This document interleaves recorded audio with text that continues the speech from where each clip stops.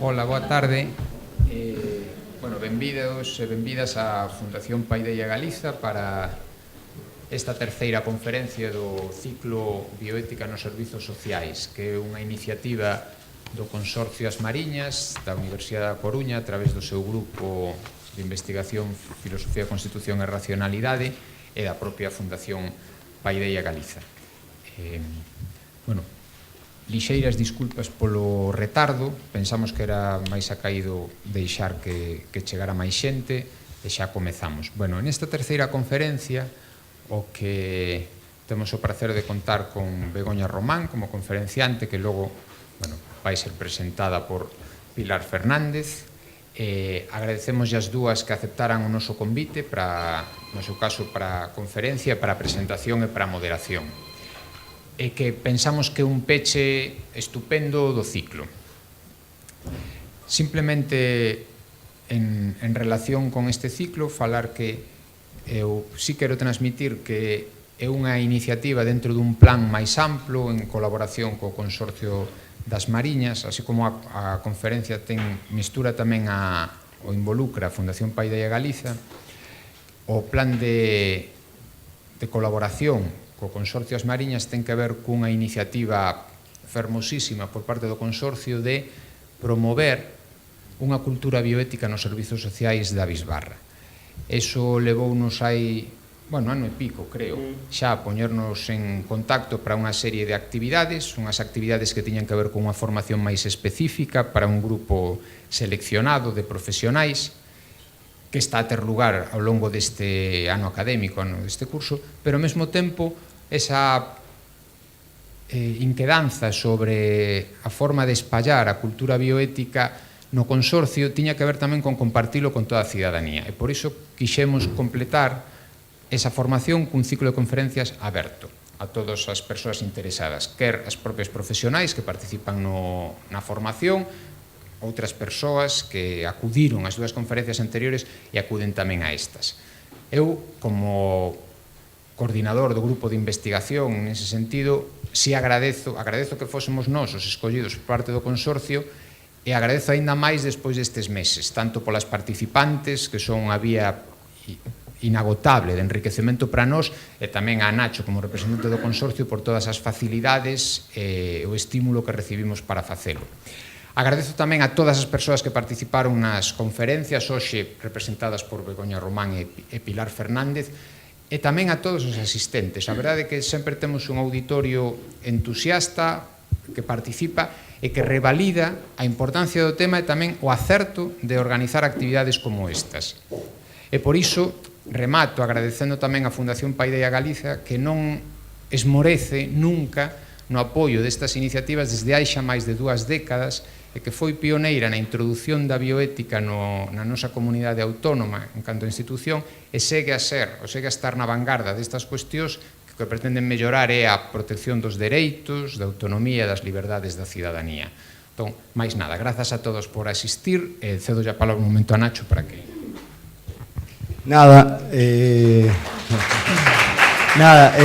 Boas tardes a todas e todos, grazas por vir hoxe aquí, grazas a Begoña, a Pilar, benvidas, grazas a José Antonio, sobre todo, polo traballo que fixeron dende o seu grupo de traballo para levar a cabo esta formación, que, como di el, empezou fai ano e medio, 2 anos, aí con Virginia, non sei onde anda, aí está. Empezamos. A resposta que temos, o que me comenta a xente que está participando, é moi positiva, o que di ele é moi positiva, e creemos que debemos de seguir traballando nesta liña. Tiñamos un pouco claro dende o principio, pero cada paso que vamos dando, o que comentan as compañeiras que están a participar, é que dende logo debemos de seguir por este camiño e debemos de seguir avanzando nesta liña, non? Que decía, se cerra un ciclo de conferencias, se cerra unha etapa, acabamos a formación mañán para todo ese grupo de xente, pero, para min realmente empeza unha nova etapa, non? Para todos, non? Empeza unha nova etapa, porque, temos a intención de continuar, eu como representante político, non? Por decirlo de alguna forma, pues, hai que marcarse un objetivo e temos como objetivo pues, bueno, poder crear este comité, poñelo en marcha e polo menos en funcionamento, aínda que sea en fase beta, non? Como se fala ahora das aplicacións e tal, pero a principios de ano, de 2019 queremos estar en marcha. Necesitamos aínda un poquinho máis de rodaxe, para iso contaremos ca colaboración de José Antonio e o seu equipo. Bueno, nesa liña estamos porque, bueno, pensamos que en facer, o que comentaba antes, un comité, unha estrutura que sea un pouco tamén, aínda que sea auspiciada desde o consorcio, que sea capaz de resistir os vaivenes políticos de consorcios, mancomunidades, áreas, bueno, de outro tipo de circunstancias políticas que podan que non fructifique o tema. Entonces, interesa crear unha estrutura e tal, algo independiente ou vinculado, pero non que dependa, digamos, excesivamente, sino que teña a súa propia vida e a súa propia alma. E, bueno, por suposto, dar as grazas á Fundación Paideia, a referente sempre para todas as persoas que traballamos no social, nos temas de ética, por acollernos na súa casa e, bueno, dar este marco impresionante ás charlas e ás conferencias en aberto. Bueno, moitas gracias e nada.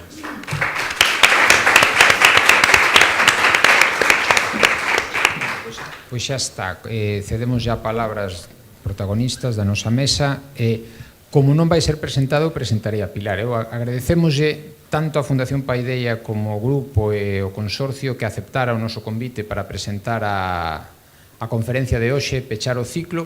Pilar é fiscal do Tribunal Superior de Xustiza de Galicia, pero sobre todo un exemplo do que é propiamente a bioética, que é a compartir todas as disciplinas, todas as perspectivas para interpretar e coñecermos mellor a realidade. Nese sentido, parécenos un exemplo e unha boa forma de pechar as conferencias. Sen máis, cedo a palabra para que a súa vez presente a Begoña e a conferencia o cuidado das diferenzas nos servizos sociais, unha cuestión de xustiza. Pilar. Gracias. Bueno, realmente a protagonista é Begoña, ¿no?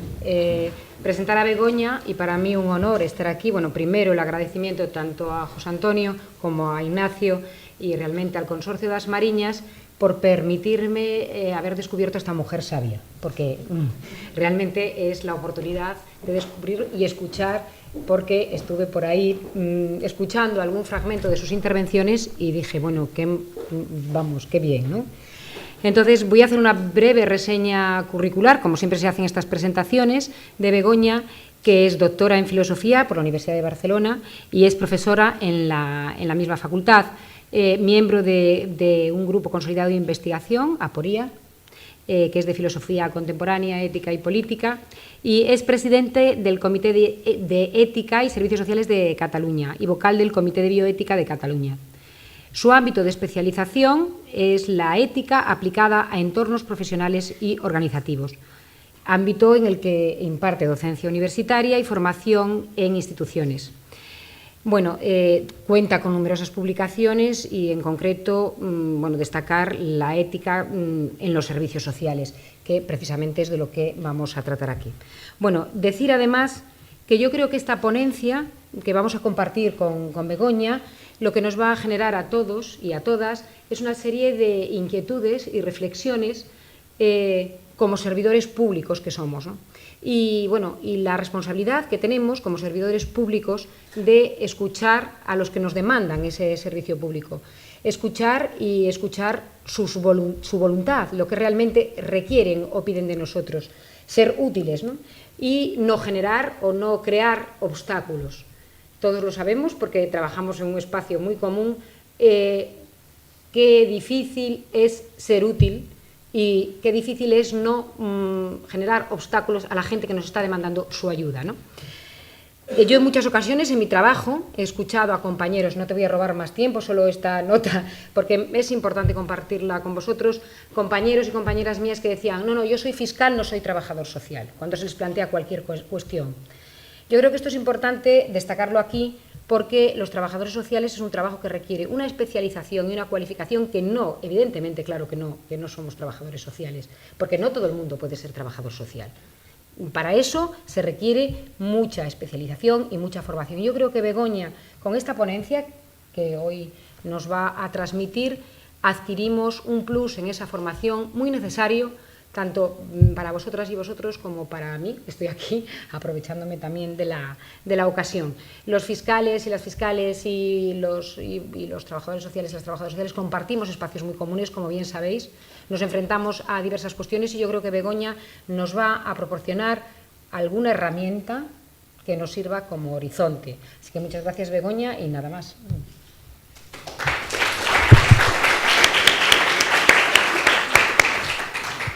Bien, muy buenas tardes. Muchísimas gracias, Pilar, por la presentación, pero también al consorcio de la universidad y a la Fundación por esta posibilidad de venir a Coruña. Y espero cumplir mi objetivo fundamental, que es dar que hacer, que es dar que pensar. Mis quehaceres tienen que ver con las reflexiones. Por tanto, pido disculpas si alguien tiene malos recuerdos de la filosofía. Pero yo vengo de ahí y voy a intentar que se me reconcilien con ella, porque me dedico a la filosofía aplicada, me dedico a la ética aplicada y lo que hacemos es pues, recuperar a Sócrates, salir de la facultad y ponernos a lidiar con los profesionales de muchísimas profesiones, como hicimos en la bioética, que nos ha ido muy bien, porque creo que hemos mejorado también incluso legislativamente el aparato para atender mejor a los pacientes, hemos mejorado la formación de los profesionales y dijimos, esto hay que trasladarlo, cuando una cosa funciona hay que trasladarlo a otros ámbitos. Ahora es el ámbito de los servicios sociales, pero dentro de poco tiene que ser el ámbito de la jurisprudencia, el ámbito de la educación, el ámbito de interior y de los sistemas penitenciarios, servicios sociales en los sistemas penitenciarios. O sea, mi idea es que cuando un producto funciona, pues tenemos el deber de hacer transferencia de conocimiento. De manera que voy a intentar reflexionar sobre este título, que cuando José Antonio me lo pidió, decir, bueno, ¿de qué vas a hablar? Digo, bueno, pues mira, ¿sabes? Me apetece mucho hablar de este tema, que es el cuidado de las diferencias en los servicios sociales, una cuestión de justicia. Y entonces lo voy a dividir en tres partes. En la primera tengo que explicar el título, porque uno tiene que explicar las circunstancias desde las que habla, ¿no? Y en explicar el título tengo que aclarar una serie de conceptos que damos por supuesto que compartimos y luego resulta que no estamos hablando de lo mismo. Y luego esta primera parte se va concretando en ¿y por qué estamos hablando de esto, del cuidado y de las diferencias y además siempre en un contexto de justicia? Y la segunda parte es el por qué. Y la tercera voy ya directamente a terreno y es al cómo. ¿Cómo lo hacemos? Y aquí entro a discutir algunos criterios y algunas propuestas de cómo podríamos atender mejor a las diferencias, cuidando las diferencias en los servicios sociales. Mi formación es fundamentalmente, decía, de filosofía, con lo cual los gigantes sobre los cuales yo me apoyo son filósofos y filósofas, pero leemos mucho en psicólogos, clínicos, del ámbito de la filosofía del derecho, también del derecho, de manera que van a sonar muchos nombres, que esto es lo de menos, lo que a mí me interesa es que entendamos sus teorías para ver cómo las podemos aterrizar para atender mejor a las personas en los servicios sociales. Vamos a la primera parte, al título. A mí me daba la sensación que cuando hablamos de ética, la gente cree que todos entendemos lo mismo. Y yo siempre empiezo mis conferencias distinguiendo ética y moral. Y me gusta empezar por aquí para que quede muy claro que la ética es pensada y la moral es vivida, como decía Aranguren. Y en sociedades moralmente plurales, donde no compartimos el concepto de bueno o malo, y en sociedades vertiginosamente cambiantes porque son fundamentalmente aceleradas, con cambios sociales muy grandes también fruto de esa aceleración, la cuestión no tanto es qué es el bien y encontrar la solución, como por qué. Dame razones para decirme por qué esa podría ser una respuesta adecuada y no tanto una solución. De manera que voy a hacer una pequeña distinción entre ética y moral, otra pequeña distinción entre ética de la convicción y ética de la responsabilidad, y luego, finalmente, voy a hacer una pequeña, importante distinción entre ética personal, ética profesional, ética cívica y ética organizativa. Eso me llevaría mucho tiempo, pero voy a hacerlas pequeñas simplemente para decir yo hablo desde aquí y desde esta ética. En sociedades moralmente plurales y vertiginosamente cambiantes, donde atendemos a personas con las que no compartimos el concepto de bueno o malo, ni siquiera siempre de justo o injusto, creo que es importante establecer la siguiente distinción. La moral es un producto cultural relativo a los contextos históricos y en sociedades moralmente plurales y vertiginosamente cambiantes se nos van a quedar obsoletas las respuestas morales y hay que ir continuamente actualizándolas, poniéndolas al día, manteniendo aquellas respuestas morales que continúan siendo válidas, abandonando aquellas por ineficientes o por prejuiciosas basadas en ignorancias, en prejuicios, y crear moral, crear hábitos y costumbres. ¿Y eso desde dónde lo hacemos? Pues desde la reflexión.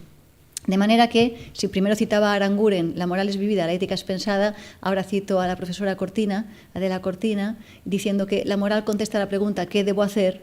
Y la ética contesta la pregunta ¿por qué debo hacerlo? Cuando hablamos de bioética, hablamos por tanto de la vida de las personas, las respuestas que tenemos que dar tienen que ver con morales, damos respuestas morales, llevamos a cabo acciones, pero sobre todo no la jugamos en el por qué. Sobre todo no la jugamos en el por qué. Y lo que tenemos que hacer cuando constituimos comités de ética o espacios de reflexión en ética no es únicamente decirle a la gente qué debe hacer. Sobre todo hemos de hacernos fuertes en el por qué. Entre otras cosas porque esa también es la diferencia de la ética respecto del derecho. Que fundamentalmente no nos preocupamos solamente de dar qué hacer dando conductas y esquivando conductas. Tú puedes lograr que la gente haga. ¿Por presión social? ¿Por sanción? A nosotros en ética lo que nos interesa es que lo quiera hacer. Y por eso tiene que tener razones. Dame razones. La pregunta ética, por tanto, es el por qué y su respuesta son argumentos. La pregunta moral es ¿qué debo hacer? Decía de la Cortina, la respuesta es una acción. La pregunta ética es ¿por qué debo hacerlo? La respuesta es un argumento. Creo que es muy importante hacernos fuertes en los porqués, en los argumentos. Y cuando hablamos de la vida de las personas, son situaciones muy complejas en las que la respuesta inmediata va a ser aquello de Sócrates, no lo sé, pero no lo vamos a pensar. Y no en la almohada y yo en mi monadología, en mi conciencia privada particular de soliloquios. No, lo vamos a hacer institucionalizando el diálogo, asumiendo la responsabilidad de dar una respuesta lo más adecuada posible. Y no la solución, porque no hablamos de ciencia cierta, hablamos de lo que puede ser de otra manera.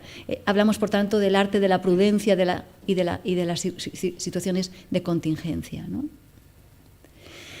De manera que nos va a hacer más falta más ética que mera moral.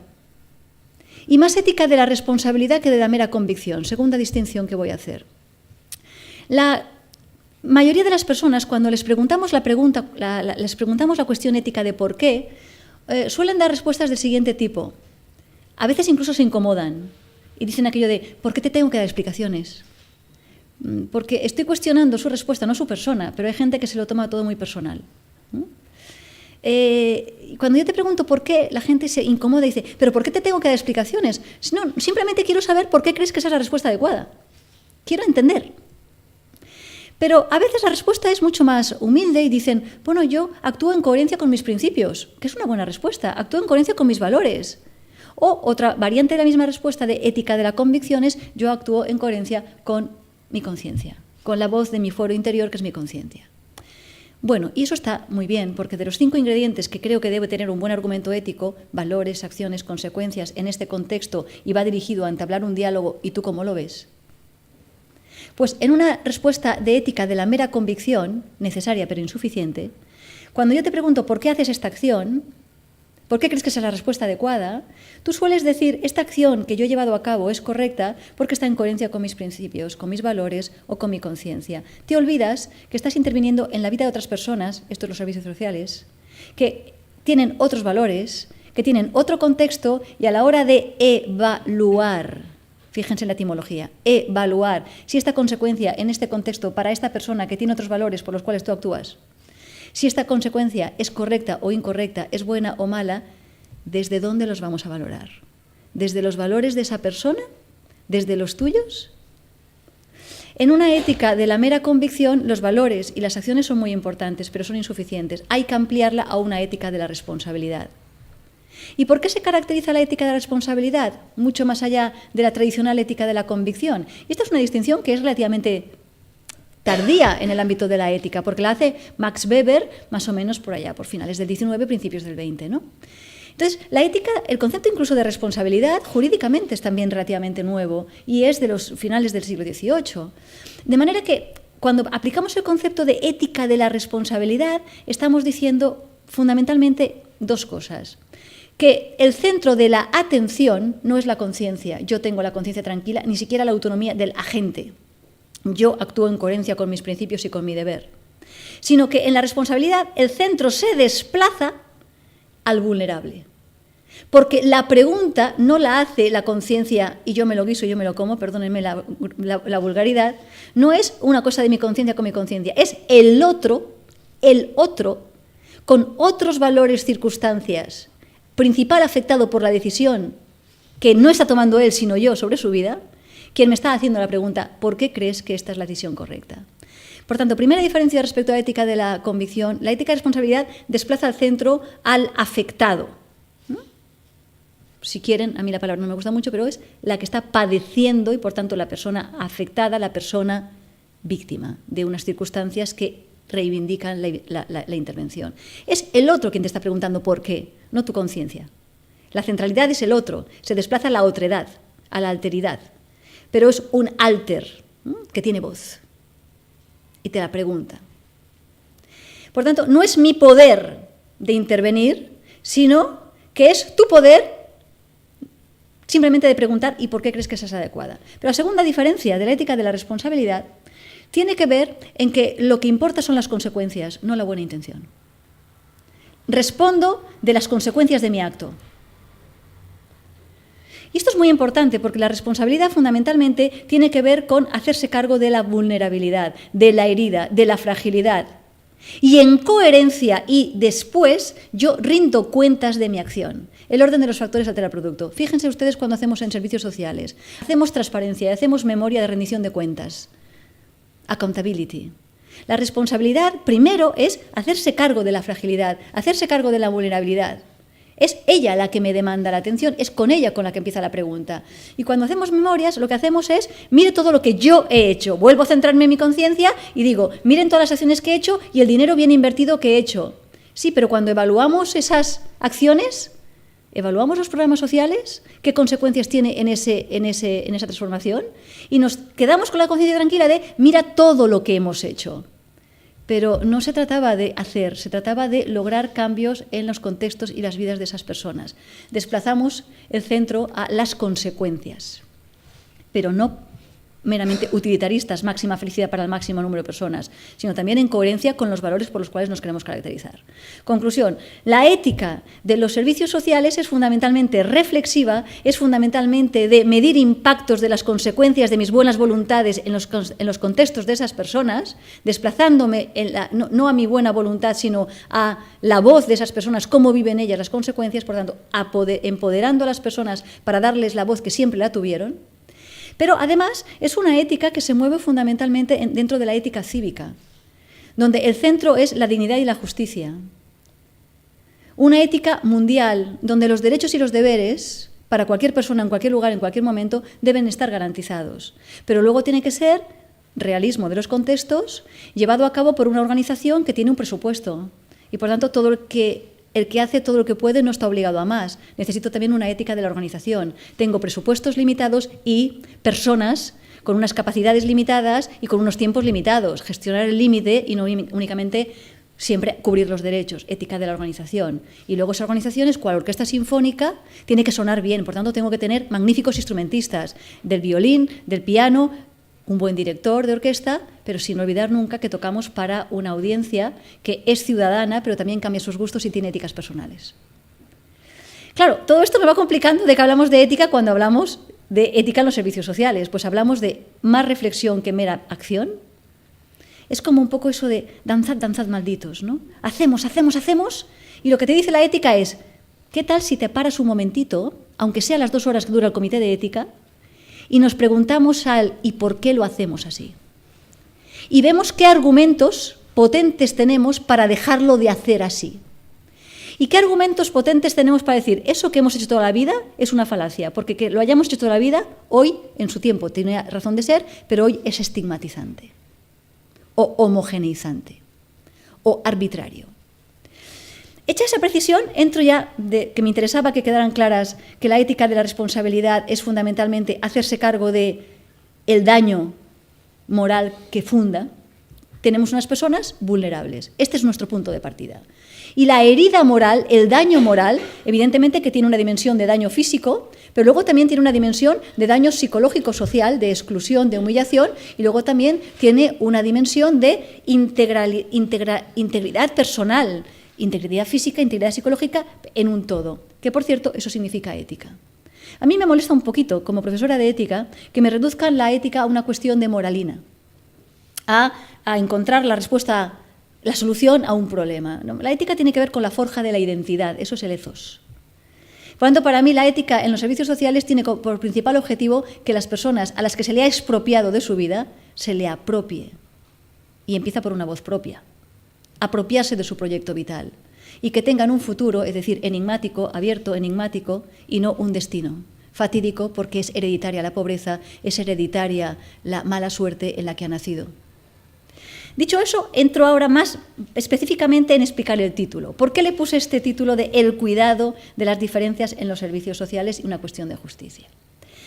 Los que somos de filosofía le tenemos mucho aprecio a las palabras, porque además no nos gusta que nos sobren. A mí al menos me gusta la concisión y no me gusta que sobren mucho las palabras, ¿no? Entonces, cuando tengo que explicar el título, lo primero que tengo que decir es que fundamentalmente en el ámbito de las éticas se han separado mucho la ética de la justicia y la ética del cuidado. Y se venía diciendo que la ética de la justicia es una cuestión de kantianos, es una cuestión de deber, de imperativos categóricos y de obligaciones universales. Y vinieron, y tuvieron que venir, y bienvenidas, fueron las feministas o los comunitaristas o los posmodernos reivindicando la diferente voz del cuidar. La diferente voz de no imperativos categóricos, los mismos para todos, y deberes, sino también reivindicar los afectos, las circunstancias, la particularidad, el enraizamiento. Y a mí me gustaba que la señora Gilligan, cuando fue de las primeras que empezó a reivindicar contra Colbert la ética del cuidado, ella dijo, yo nunca pretendí separar la justicia del cuidado, pero sí que veía que determinada voz de justicia que venía representada en el ámbito de la psicología por el señor Colbert de tradición kantiana, que reducía la ética a imperativos categóricos, a sujetos trascendentales, sin carne ni huesos, sin cuerpo, sin contexto y como una especie de hongo jovesiano que no tiene crianza y que ya se pone a pensar perfectamente desde la imparcialidad y la neutralidad y hace contratos. De manera que me interesaba reivindicar que tenemos que hacer un encaje y no quiero que sea de bolillos, porque suena como una cosa muy complicada. Es complicado, pero tenemos que hacer un encaje entre la justicia, que es un discurso abstracto, es un discurso de lo que Saila Ben-Habib llama un sujeto generalizado. Tiene que ser un sujeto de derecho para cualquier persona, en cualquier lugar, en cualquier momento, pero que no puede perder la diferencia. Y resulta que cuando entran las magníficas reflexiones sobre la justicia en las que nos basamos en los servicios sociales y en la bioética, que son, por ejemplo, los principios de John Rawls, en su teoría de la justicia, que habla de los dos principios de igual libertad para todos, y el segundo principio de la diferencia, que decía que las diferencias son aceptables siempre y cuando los máximamente aventajados por la lotería biológico-social coadyuvan a disminuir las desventajas de los menos favorecidos por esa lotería. Es decir, si estos son los más aventajados por la lotería biológico-social, ellos solamente pueden subir y, por tanto, ascender su bienestar si contribuyen a también ascender. De manera que esto sería lo injusto. Justa es una diferencia cuando contribuye a aumentar el bien de también los menos desaventajados. Y luego igualdad de acceso a los cargos públicos. Sin embargo, resulta que el problema de esta justicia tan generalizante y tan deontológica tenía un problema, y es que acababa haciendo contratos con el otro. Es decir, el tema de la justicia, y eso lo ha criticado muy bien Saila Ben-Habib y Martha Nussbaum, filósofas y vivas, que también hay. Lo digo porque los filósofos piensan que son todos muertos y hombres. Bueno, también hay filósofas y vivas. Saila Ben-Habib, Martha Nussbaum nos hacen reflexiones muy interesantes. En concreto, una de ellas, luego la recuperaré, para hablar de las capacidades y, por tanto, para atender a la justicia no con distribución de dinero, y esto es muy importante en los servicios sociales, porque no es una cuestión de distribuir dinero, es también una cuestión de crear capacidades y de generar reconocimiento. Y esos son temas que el cuidado ha tenido más en cuenta que meramente una teoría de la justicia que olvidó eso, porque, como decía Sheila Benjavid, se quedó con un yo abstracto, generalizado, que no tiene cuerpo, que no tiene padre ni madre, que no tiene relaciones, es un sujeto imparcial, neutro, que hace contratos en condiciones de igualdad y de simetría. Claro, cuando tú aplicas una teoría de la justicia contractualista a la rawlsiana, tenemos muchas problemáticas. Para empezar, consintiendo no se comete injusticia. Si alguna cosa en los servicios sociales tenemos que aprender de la bioética es lo mucho bueno que han hecho, pero también las metidas de pata que también han hecho para evitarlas. La ventaja de ir por detrás es esa. Que aprendemos de lo bueno y lo copiamos, no hace falta volver a decir determinadas cosas, lo cogemos de la bioética tal cual, pero lo bueno también es lo del consentimiento informado, que fue un fracaso estrepitoso, pero porque lo implementamos mal, ¿no? Claro, es que resulta, Thomas Pogge, que consintiendo se puede cometer injusticia. La víctima consiente. Consintiendo se puede cometer injusticia. Claro, el consentimiento informado se basa en que, como consiente usted, en condiciones de información y simetría, ese es el problema. Que tú partes de una visión de justicia que aparta los contextos, desconsidera las diferentes y, por tanto, las diferencias y las desigualdades en las que estamos, das por supuesto que estamos en condiciones de igualdad, de información y de simetría, porque todos somos igualmente ciudadanos. Pero te olvidas de los contextos. Y yo soy yo y mis circunstancias. Y tú apartas las circunstancias y crees que firmamos contratos porque todos somos igualmente sujetos de derechos. Y esa es la magnífica crítica que se le hace al contractualismo de Rawls, por ejemplo, de la mano de Thomas Pogge, sus discípulos, y Martha Nussbaum, diciendo, no, el problema es que cuando firmamos un contrato o consentimos, que es la teoría de la justicia, resulta que las circunstancias no son de simetría ni de información. Porque tú das por supuesto que la persona, cuando lee, su capacidad racional está intacta. Pero cuando tú le acabas de declarar una enfermedad, cuando tú sabes que esa persona tiene una discapacidad o está en una penuria económica inmensa y tiene hambre, metabólicamente tiene hambre, no piensa bien, solamente piensa en cómo como. Pero cuando además tiene miedo porque es víctima de, no va a pensar bien, aunque te firme todo. Por tanto, cuando aplicamos esas teorías de la justicia contractualistas al ámbito de la vulnerabilidad, nos hace aguas y nos tenemos que recuperar la noción de cuidado. Pero no hacer, sin más, reivindicar la voz diferente de las emociones, que también dejaba de lado la ética de la justicia contractualista. Tenemos que hacer este encaje. Este encaje. ¿Y qué nos traía la ética del cuidado? Nos traía el contexto, nos traía la diferencia, la particularidad y nos traía las emociones. Y eso es lo que tendríamos que aliar a la teoría de la justicia, una cuestión de justicia. Estamos cuestionando la justicia para completarla con el cuidado y con la entrada de la diferencia. Por eso se pone de relieve últimamente tanto, y yo hago un poco de broma, el modelo centrado en la persona. Porque es que la broma es muy fácil de hacer. Si se pone de moda un modelo centrado en la persona, la pregunta es, ¿pero en qué estabais centrados antes? ¿Nos llama la atención? Modelo centrado en la persona, y digo, bueno, ¿en qué estamos centrados antes? Pues sin darnos cuenta, en nosotros mismos. Y tenemos servicios sociales de 8 a 3 porque nos va bien y además firmados desde convenios colectivos, bien preparados, pero ¿quién mueve un convenio colectivo para abrirla a las horas en las que las mamás pueden venir, que no es de 8 a 3, ¿no? O cómo hacemos para lidiar con, no únicamente convenios colectivos, sino también con organizaciones que tienen limitaciones presupuestarias y que tienen el personal que tienen, nos aparecen nuevas figuras de vulnerabilidad y nosotros no estuvimos abiertos a una realidad en el que nos aparecen los menores no acompañados masivamente, como nos ha pasado en Cataluña, y no tenemos a los profesionales preparados, porque cuando estuvimos haciendo la Ley de Responsabilidad Penal del Menor, y tardamos 20 años en hacerla, desde el 1980 al 2000 en que se promulga, pues el menor en el que estaba pensando la Ley de Responsabilidad Penal del Menor ya no tiene nada que ver con los menores que tenemos ahora. Pero cuando la Organización Mundial de la Salud nos dice que la infancia y la adolescencia se van cambiando y que ahora la infancia se acaban 10 años y que la adolescencia empieza, parece ser, a los 10 y no sabemos cuándo acaba. Porque el carnet joven, pero no por culpa de los adolescentes, es que no se pueden ir de su casa aunque quieran, porque no pueden pagar la vivienda, porque no tienen acceso al trabajo y si lo tienen es precario, porque no pueden hacer un proyecto familiar y todo eso hace madurar. Vamos postergando más la entrada en la adultez, de manera que tenemos unas nuevas figuras de vulnerabilidad que sin querer generan humillación y aumentan el daño moral. Permítanme un ejemplo de un alumno mío, doctor en filosofía, su mujer licenciada en económicas. Vienen de unas grandes trayectorias profesionales, pero por cuestiones políticas tienen que salir de su país. Y vienen a España, son papás de 3 hijos. Entre que llegan los trabajos, los papeles y demás, son sujetos de los servicios sociales. Y tienen que sufrir el escarnio, que la esposa de mi alumno de doctorado lloró, cuando dijeron, es que ustedes no tendrían que estar aquí, universitarios, sobradamente formados. ¿De dónde vienen ustedes con el currículum? ¿Qué les voy a dar yo a ustedes? ¿Tú sabes lo que es la humillación?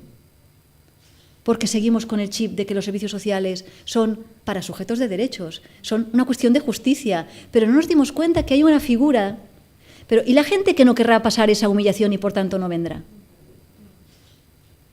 Y hemos hecho un gran esfuerzo en los servicios sociales por romper esa estigmatización de los servicios sociales para los, permítanme, pobres desgraciados, pobres y desgraciados. Entonces, había que hacer una cuestión de justicia. ¿De qué justicia estamos hablando? Pues es una justicia cordial, una justicia contextualizada, una justicia que cuida. Y otro tema con Rawls. Cuando Rawls hace su teoría de la justicia, se pone el velo de la ignorancia, discutidísimo el velo de la ignorancia. Resulta que para que tú puedas formar parte del contrato por el cual solucionamos cómo va a ser una sociedad justa, tienes que desconocer tu diferencia, tienes que desconocer tus peculiaridades. Con lo cual, cuando yo hablo con el otro en un contrato sobre lo que tenemos que pactar, ¿de qué vamos a hablar? Si el otro, en su diferencia, en lo que genera la problemática de convivencia, desaparece. Una gran problemática de la teoría de la justicia es que hablaba de el otro generalizado, el otro igual que yo. Pero el otro, en tanto que otro diferente de mí, porque tiene otro contexto, otras mentalidades, otras circunstancias, hace que no lo entendamos. Y nos está pasando en los servicios sociales que se nos escapan muchas cosas. Que lo hacemos desde la más buena voluntad, desde la justicia, pero se nos escapan diferencias, se nos escapan las percepciones de su mundo, de su mentalidad. El otro no entra. Entra el otro generalizado, no el otro concreto en sus circunstancias, en su voz, en su vocabulario. Evidentemente no se trataba de escoger entre Colbert y Gilligan, entre Rawls y Pogge o Nussbaum. Se trata, insisto, de hacer el encaje. Hecha esa precisión del título, voy a entrar ahora en concreto a por qué tenemos que cuidar las diferencias. Mirad, a mí me parece que la primera respuesta a por qué tenemos que cuidar las diferencias es porque la persona entra toda ella, no únicamente su problema. ¿Cuál es tu problema? Soy yo y mis circunstancias. Y la narración que tengo del problema, habrá que escucharla para ver por qué la vivencia como un problema. De manera que yo necesito tener muy clara cuál es la finalidad de los servicios sociales. Y la finalidad de los servicios sociales cada vez es más compleja.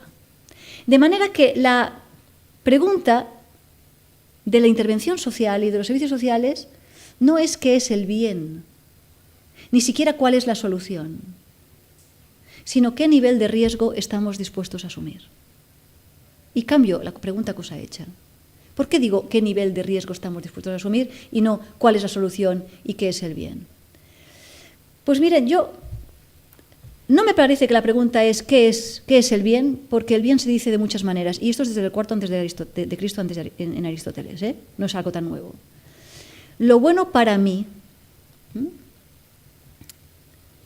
esa persona, para ese contexto, ¿qué es el bien para ella? Por tanto, la pregunta no es qué es el bien y qué es el mal, sino qué nivel de riesgo estamos dispuestos a asumir. ¿Y qué es riesgo? Probabilidad de peligro y medida preventiva para evitarlo. La intervención, desde Hipócrates, aquí es un principio hipocrático de medicina, no aumentes el mal de los que ya están mal.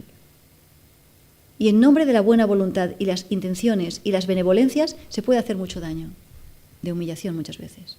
Por tanto, como lo primero de todo es no dañar, como lo primero de todo es atender la herida, lo primero es el riesgo de que la intervención dañe más desde la más buena voluntad de lo que pretendía evitar.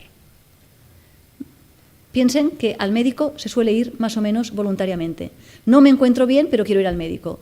A nosotros, a los servicios sociales, normalmente no nos quieren. Quitan niños, vienen a decirnos que somos desestructurados. Y cuando nos llegaron a querer, que era cuando la ley de la dependencia, nos llegaron a odiar porque frustramos sus expectativas. Con lo cual, este es nuestro entorno, ¿no? Nos tenemos que granjear una capital social, una simpatía que a priori no la tenemos tanto como los médicos, ¿no? Pero el caso es que lo que me interesaba aquí ahora remarcar es que la pregunta no es tanto qué es el bien, sino el nivel de riesgo de vamos a intervenir. Por tanto, gestiona que no me aumentes el mal de los que ya están mal. Comienza por generar pedagogía de cuáles son las expectativas. ¿Son expectativas adecuadas? Porque yo no voy a cambiar la esquizofrenia de tu padre, no voy a cambiar la condena de tu madre, no voy a cambiar la deuda que tengo. No soy una hada que cambia las cosas, pero voy a trabajar tu principio de realidad para que te reconcilies con tu condición y te voy a crear capacidades para que puedas vivir con tus circunstancias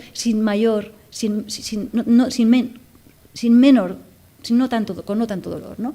Entonces, para mí es muy importante la pregunta, ¿qué nivel de riesgo estamos en plural, primera persona del plural? Nosotros. No yo que voy a hacer esto por ti, nosotros, tú y yo y todos los que nos rodean.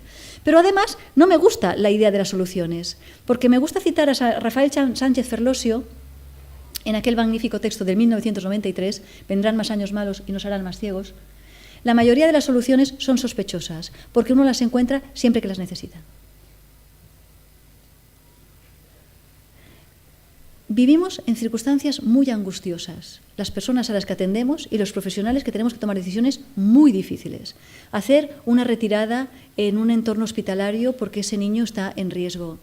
Decir que esa persona mayor no puede continuar aquí y en contra de su voluntad, dado su trastorno tal, muchas veces forzarlo a, unas veces hacer un internamiento forzoso, otras veces a llevarlo a una residencia en condiciones de poca claridad y transparencia sobre cuánto tiempo va a estar allá.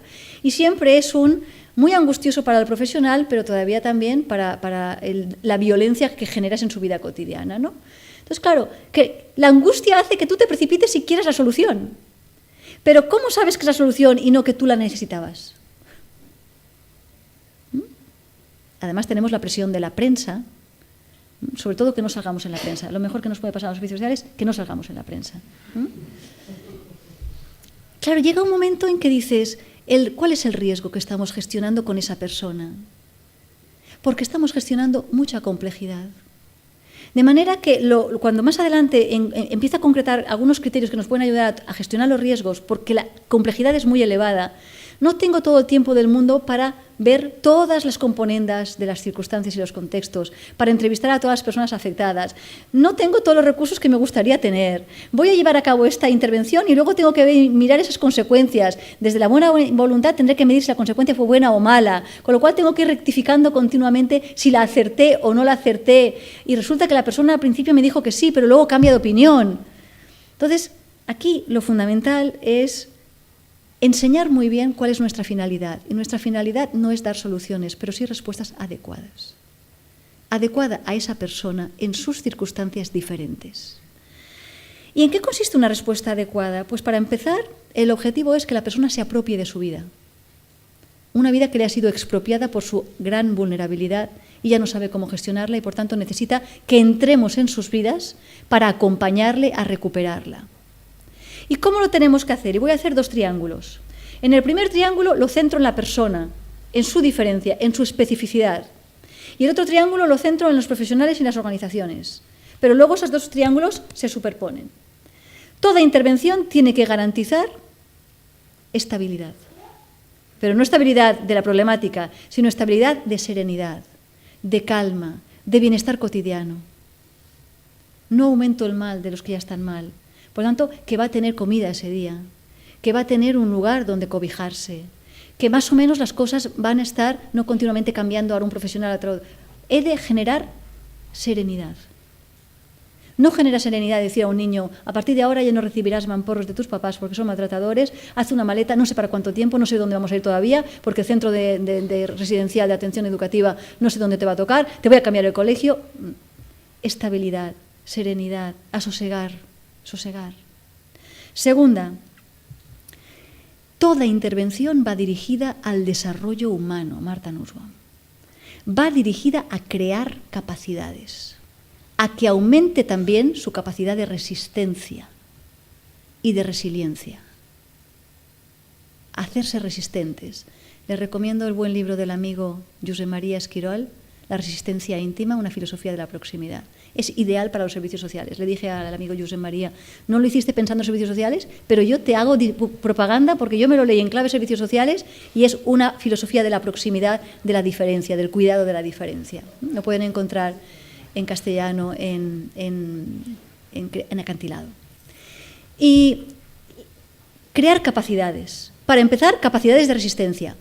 Y aquí me voy a detener. De manera que una teoría de la justicia ya no es una teoría de los contratos, de que consintiendo ya no se hace injusticia, es que puede hacerse injusticia consintiendo.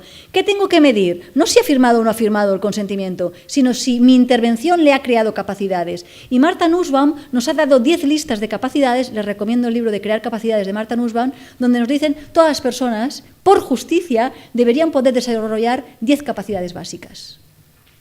De manera que la intervención tiene que aumentar el grado de esas capacidades. De manera que a la hora de evaluar si la intervención es correcta o no, si es justa o no, tengamos en cuenta si estabilizamos a esa persona, no le aumentamos más problemas, si la estabilizamos, si la persona dijo, menos mal que vinieron porque ahora al menos estoy tranquila. Si además el tiempo que intervenimos, todo lo que le hicimos hacer, talleres, visitas aquí, cursos, compromisos socioeducativos, le aumentó sus capacidades, es una persona que la hemos empoderado. Pero además, tercer vértice, estabilidad, capacidades, vínculos. Pero déjenme decirles, los vínculos, las ligatios, las obligatios, los vínculos, porque la exclusión es el mal social, los vínculos también pueden ser patológicos.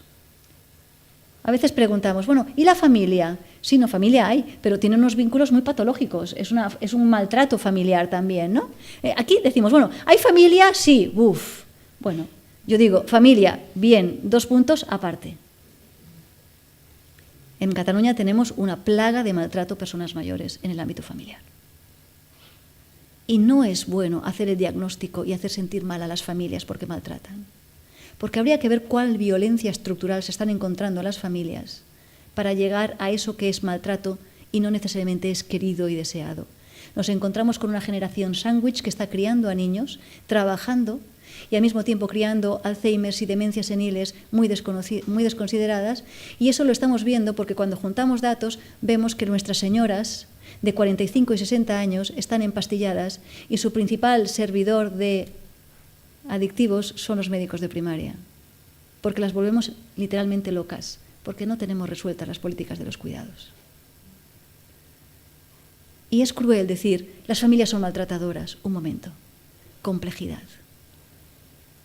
¿Qué circunstancias hacen que esas personas lleguen a quedarse con la pensión del abuelo, que es la única que entra en esa comunidad de 5 habitantes? Es mucho más complejo.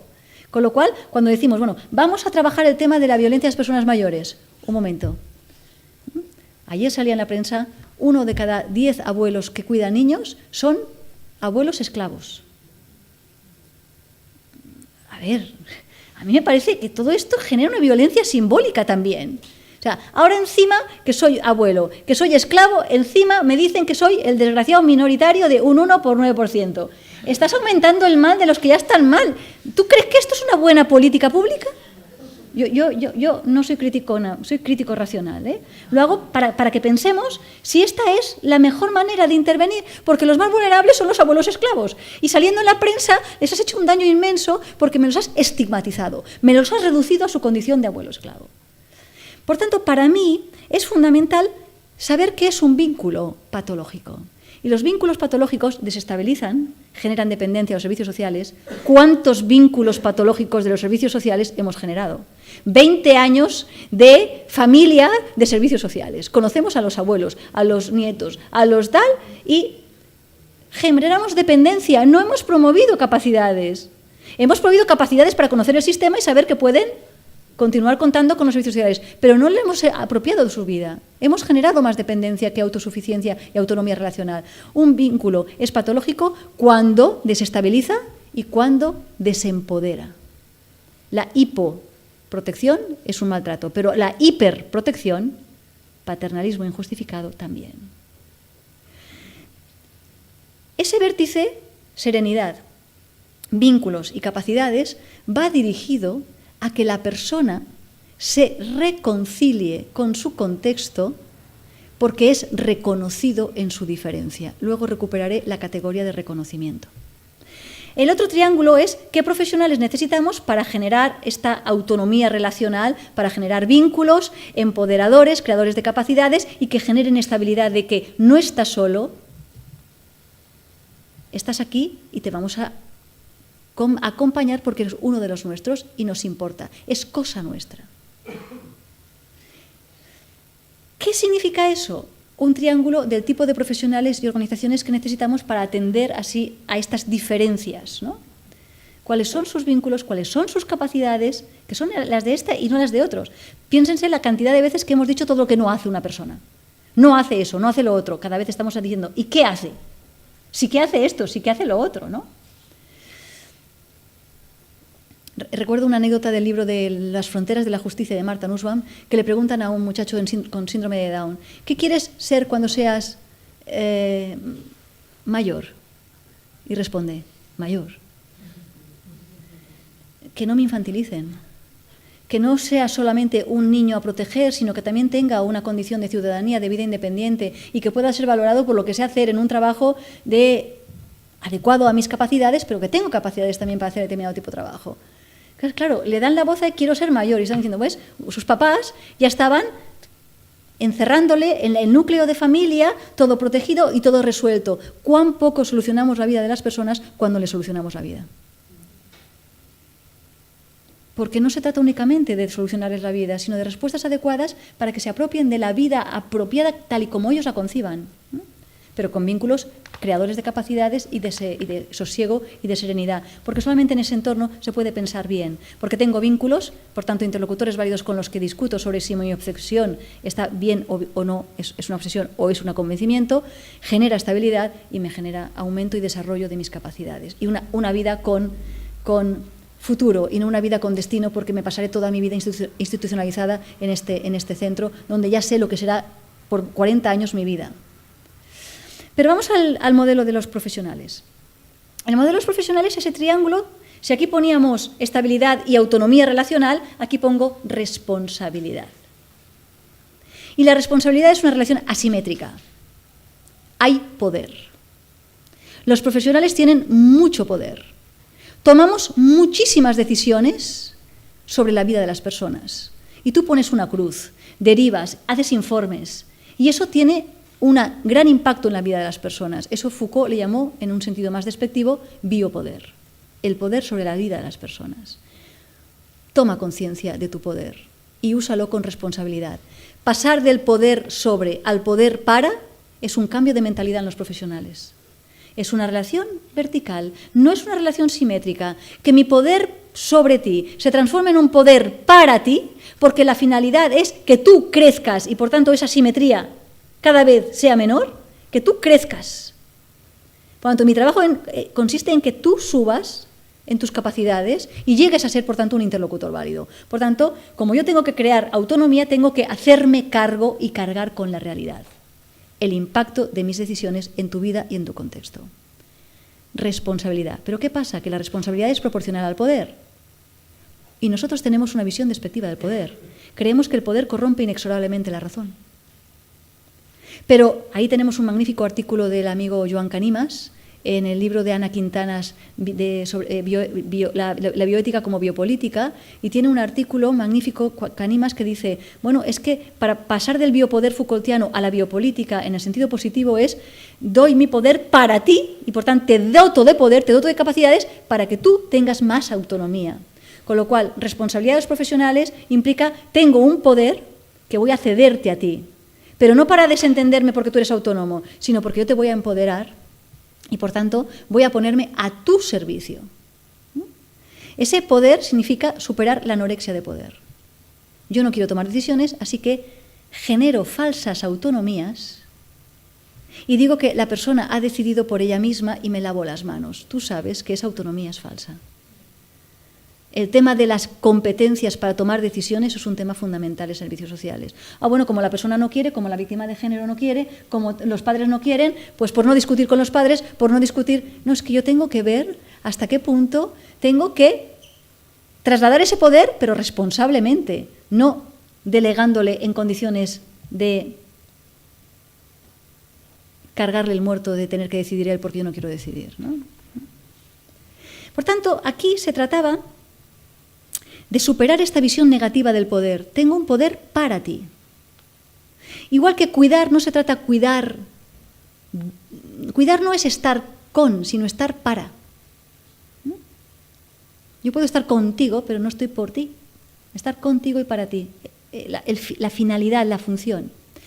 Responsabilidad, hacerse cargo del poder que tienes para trasladarlo a otra persona para que tome capacidades.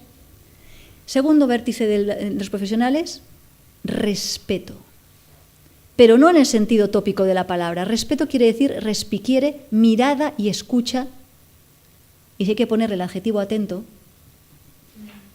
es qué tipo de birria es una mirada y una que no es atenta. Respiquiere es atención. Presta atención, no a la persona kantiana por ser fin en sí. Presta atención a todo él. ¿A un ser orgánico ha comido? Presta atención a su cuerpo, a su ropa, esto que hacéis fantásticamente bien en los servicios sociales. Presta atención a sus circunstancias. Presta atención a su diferencia. No el diagnóstico social y la etiqueta. ¿Qué hace la etiqueta? Homogeneizar. ¿Qué hace la etiqueta? Estigmatizar. Eso es un trato de la diferencia. Yo tengo que gestionar con etiquetas y tengo que gestionar diferencias, pero ojo, luego lo recuperaré de nuevo. Cuando reduces la persona a su diferencia, esa es una forma de estigmatizar. Continuaremos teniendo que leer a Erving Goffman, cuando en el 1963, ya hace muchos años, empezó a decir, ojo, porque queriendo atender a la diferencia, congelamos la diferencia, reducimos la persona a la diferencia, y la persona es historia, nosotros los de entonces no somos los mismos, desarrollo biográfico, identidad narrativa, tengo que se apropie de su historia, que no se quede congelada la imagen. Hacemos una foto del diagnóstico social y la congelamos y eso es la persona. Cuando la vida de la persona es fluida, es un río. Pero además la congelamos en el sentido de que la reducimos a pobreza, discapacidad y la colocamos. Hace falta hacer diagnósticos, hace falta las etiquetas, pero no te olvides de que la persona es mucho más que todo eso y que cambia a lo largo del tiempo. Mucho más que todo eso y que cambia a lo largo del tiempo. Con lo cual necesito respeto, mirada atenta. Y eso requiere un tipo de profesionales que efectivamente sepan cuidar. Y el cuidado no se enseña con clases de imperativos categóricos kantianos. El cuidado se enseña en comunidad, con ejemplaridad, con referentes que saben atender y, por tanto, organizaciones y cultura. No únicamente formación de profesionales y empatía sentimental. Se puede ser empático y muy injusto, ¿eh? Y por último, el tercer vértice lo tengo en yo no voy delante de ti, tirando de ti para que vengas biopolíticamente donde yo quiero que vayas. No me pongo detrás empujándote para que vayas donde yo me pongo a tu lado, a tu ritmo, a tus circunstancias. Claro, eso implica que tenemos que llevar a cabo políticas de reconocimiento. Y aquí os voy a resumir un magnífico texto que os recomiendo porque es relativamente sencillo, que se puede leer, que es de Axel Honneth, un artículo que, bueno, aparte del libro de la lucha por el reconocimiento, pero que está agotado, os recomiendo el artículo que he visto que lo podéis encontrar por internet, que se llama, de Axel Honneth, Reconocimiento y obligaciones morales. Porque me interesa que la cuestión de la justicia sea una justicia que amplía la visión más allá del contrato a la alianza y amplía la visión al cuidado y a las diferencias. Axel Honneth, en este artículo que se llama Reconocimiento y obligaciones universales, nos resume muy brevemente que la justicia no es una cuestión únicamente de reparto de dinero para que la gente pueda acceder a los bienes fundamentales de los que carece. Muchas veces hemos reducido los servicios sociales sin querer a unas meras dotaciones de pensiones, de recursos, de becas, de comedores. Es fundamentalmente un tema de dinero. La infraestructura, 200 años de Marx, continúa siendo determinante a la superestructura. Es importante que demos recursos económicos en un entorno donde el dinero es el medio para acceder a esos bienes básicos. Esto no lo discuto. Lo que discuto es cuán pobre es la intervención social cuando se reduce únicamente a que la gente espere de nosotros dinero y nosotros simplemente decir no podemos hacer nada porque no tenemos dinero. Hay que distribuir dinero, pero luego hay que entrar en no únicamente la creación de capacidades, sino también, voy al tema de Honneth, la creación de esferas de reconocimiento. Y voy a hacer ahora, hemos hecho 2 triángulos, ahora voy a 3 esferas. En la primera esfera voy a poner la esfera de la familia. Es la esfera del amor incondicional, familiar, de amistad. Es la esfera de obligatios, de ligazones y, por tanto, de obligaciones morales, pero basadas en la sangre, basadas en el amor incondicional porque es uno de los nuestros, basadas en la afectividad y en la pura dependencia. Somos mamíferos, metabólicos. Si no nos alimentan, si no bebemos, si no dormimos, nos morimos. Somos sujetos de dependencia. La ética de la justicia kantiana contractualista nos veía como self-made man. Era una antropología individualista liberal que no necesitaba a nada ni a nadie, y esa antropología, cuando entra en servicios sociales, convierte en vergonzosa la condición de dependencia. Esa antropología nos ha hecho daño. Somos seres racionales, pero también dependientes e interdependientes, no únicamente autónomos, y nos rompemos, y bastante frecuentemente nos rompemos. Necesitamos siempre el hogar donde volver. Claro, nosotros en servicios sociales a veces falla esta primera esfera del amor incondicional. Una alumna mía hizo una tesis doctoral sobre Sócrates en la prisión y traíamos a 12 abogados a hacer una clase de derecho con 12 presos condenados a una prisión para que dialogaran, para que rompieran los prejuicios y estereotipos que tenían los abogados de los presos. Eso es un documental que fue premiado, lo pueden ver, Sira Venoza, Sócrates tras las rejas, y nos dimos cuenta que prácticamente el 90% de los presos tienen una esfera familiar rota. ¿Cuán importante serán las políticas de infancia y adolescencia? Y llegar a tiempo, porque cuando la esfera de sujeto de dependencia, amor incondicional, en el que el recurso moral fundamental que da esa esfera de reconocimiento, donde se te reconoce, se te conoce a ti, con tu nombre y apellidos, con tu historia, y se te acepta incondicionalmente con tus capacidades, discapacidades, disfuncionalidades, se te acepta incondicionalmente, es ahí donde tú recibes el recurso moral fundamental para un desarrollo de ethos, de vida buena, que se llama autoconfianza. No se confundan con el auto. Que yo tenga autoconfianza no quiere decir que un día me levanto y digo, libro de autoayuda barato. Quizás sea redundante. Yo hoy voy a confiar en mí misma. Esto no va así. La autoconfianza como recurso moral básico fundamental bebe de fuentes sociales, bebe de la primera esfera de acogida que es la familia. Piensen lo que pasa cuando fallamos ahí. Nosotros tenemos muchísima infancia en riesgo en barrios desestructurados y no la tenemos en barrios bienestantes, pero tenemos una adolescencia absolutamente desestructurada en barrios benestantes y no tan desestructurada en barrios. ¿Por qué? Porque no llegamos a tiempo. Se camufla porque como no hay miseria material, pero llegamos a unas adicciones, a unos riesgos de adolescentes. ¿Pero qué ha pasado aquí? Porque las tapamos y llegamos tarde. Llegamos a los niños con la llave en la mochila, que comen solos, niños que no tienen criterio de qué tipo de carreteras virtuales están visitando y por tanto qué riesgos están sometiendo. Y todo esto es muy nuevo porque el tema de las nuevas tecnologías nos supera, el tema del bullying, el tema de las nuevas formas de machismo, nuevas formas de entrar en conductas de riesgo sin ser conscientes de los riesgos en que están entrando. Bueno, pues resulta que muchas veces no somos capaces de detectar la infancia en riesgo en familias estructuradas, porque como son padres universitarios y como son padres bienestantes, estos no llegan a sitios sociales ni quieren que entremos por nada del mundo. Además, por cierto, tienen muy buenos abogados. Me interesa remarcar otra vez este tema de qué importante es que los profesionales sepan atender esa esfera de la familia. Cuando la familia está rota, se nos rompen los niños y ya empieza a romperse todo. Es la primera esfera fundamental, nuclear. Pero luego el niño, conforme va desarrollándose, pasa a una esfera donde es sujeto de derechos. Es sujeto de responsabilidad.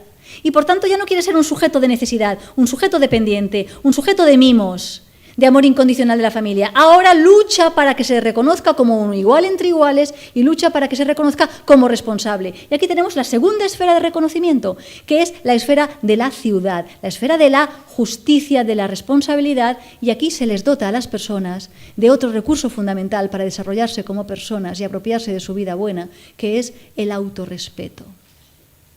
Cuando una persona está excluida y no se le reconoce como sujeto de derechos, empieza la autoestigmación, la autoexclusión, personas que viven en la calle, ya no creen en nada y por tanto se autoexcluyen, se autoestigmatizan porque no tienen ese recurso fundamental que es el autorrespeto y son capaces de consentir a mafias, son capaces de consentir voluntariamente muchas cosas porque no tienen el autorrespeto, porque no se les reconoció como un sujeto igual a digno.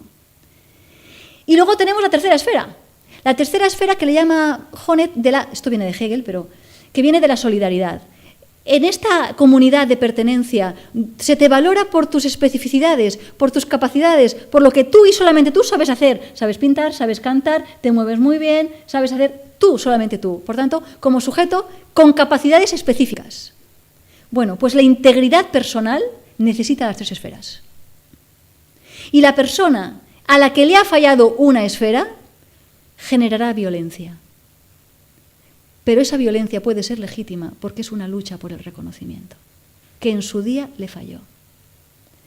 Pues nosotros nos encontramos con personas vulnerables que es altamente probable que sean violentas, porque es el único recurso que les queda para reivindicar lo que se les dejó de dar. Y por tanto a veces decimos, hombre, es que estas personas, permítanme dos ejemplos. Primero, nosotros nos ha aumentado muchísimo en Cataluña la violencia contra los profesionales asistenciales de los servicios sociales, los maestros, los médicos, las enfermeras. Y el Departamento de Salud no se le ocurre otra cosa, que no me parece mala idea, pero permítanme que le critique, que generar cursos de autodefensa personal. ¿Qué le pasa a un paciente o a un estudiante que pega a la maestra o a la enfermera o a la trabajadora social? Pues que tiene una herida inmensa y viene buscando acogida. Acógeme con mi dolor. Y si lo que le dicen es no es para tanto, pues ¿cuánta gente hay aquí como así? Este no es mi problema. Pues no es que esté legitimando la violencia, por supuesto que no, pero es una violencia simbólica estructural de la que no somos conscientes, que le devolvemos a una persona que venía pidiendo, permítanme, mimitos. La esfera del amor, la esfera de la familia, la esfera de la autoconfianza, les ha fallado. No le puede fallar la escuela, no le puede fallar el ayuntamiento. ¿Y qué pasa? De tal palo tal astilla, escuela, ya le falla. Y le falla el ayuntamiento, tú no deberías estar aquí porque vosotros tenéis dinero. Debemos ser conscientes de cuánta violencia estructural y simbólica sin querer generamos porque no sabemos, esa semilla de violencia no viene porque sean jovesianamente malos o tengan un pecado original. Esa violencia puede venirles de una reivindicación ética de que se les reconozca en su dolor, en su herida. Pero además el segundo ejemplo.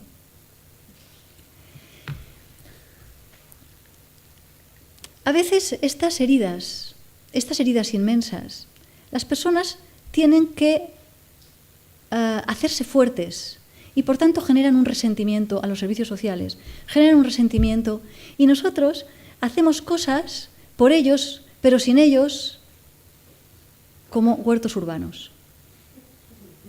El otro día un regidor de servicios sociales me decía, Begoña, es que es un desastre.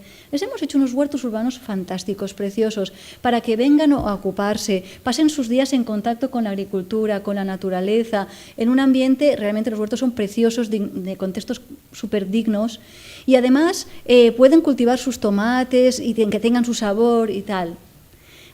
Pero es que tú me estás creyendo que hacer primero de huerto, que decía yo, hacer primero de huerto a una persona que salía huyendo del campo, que no quiere estar de sol a sol, estás pensando que al jubilado de la multinacional que le gusta hacer huerto urbano es exactamente el mismo perfil, pero vamos al tema. Supongamos que sí que les gusta, porque les preguntamos, y fue el caso, les preguntamos, ¿os parecerá bien el huerto urbano? Ah, sí, como mi infancia y tal. Pero es que no tienen cultura del esfuerzo. Es que, Begoña, no se esfuerzan. Los tomates hay que regarlos en agosto cada día. Y tienen que venir, y tienen que hacer esto, y quitar las malezas, y tienen que hacer... Y no tienen cultura del esfuerzo. Y claro, ¿tú sabes que la cultura del esfuerzo se educa? Y que ellos no tuvieron esa educación. Por tanto, tú no puedes poner el huerto y que la cultura del esfuerzo salga por generación espontánea.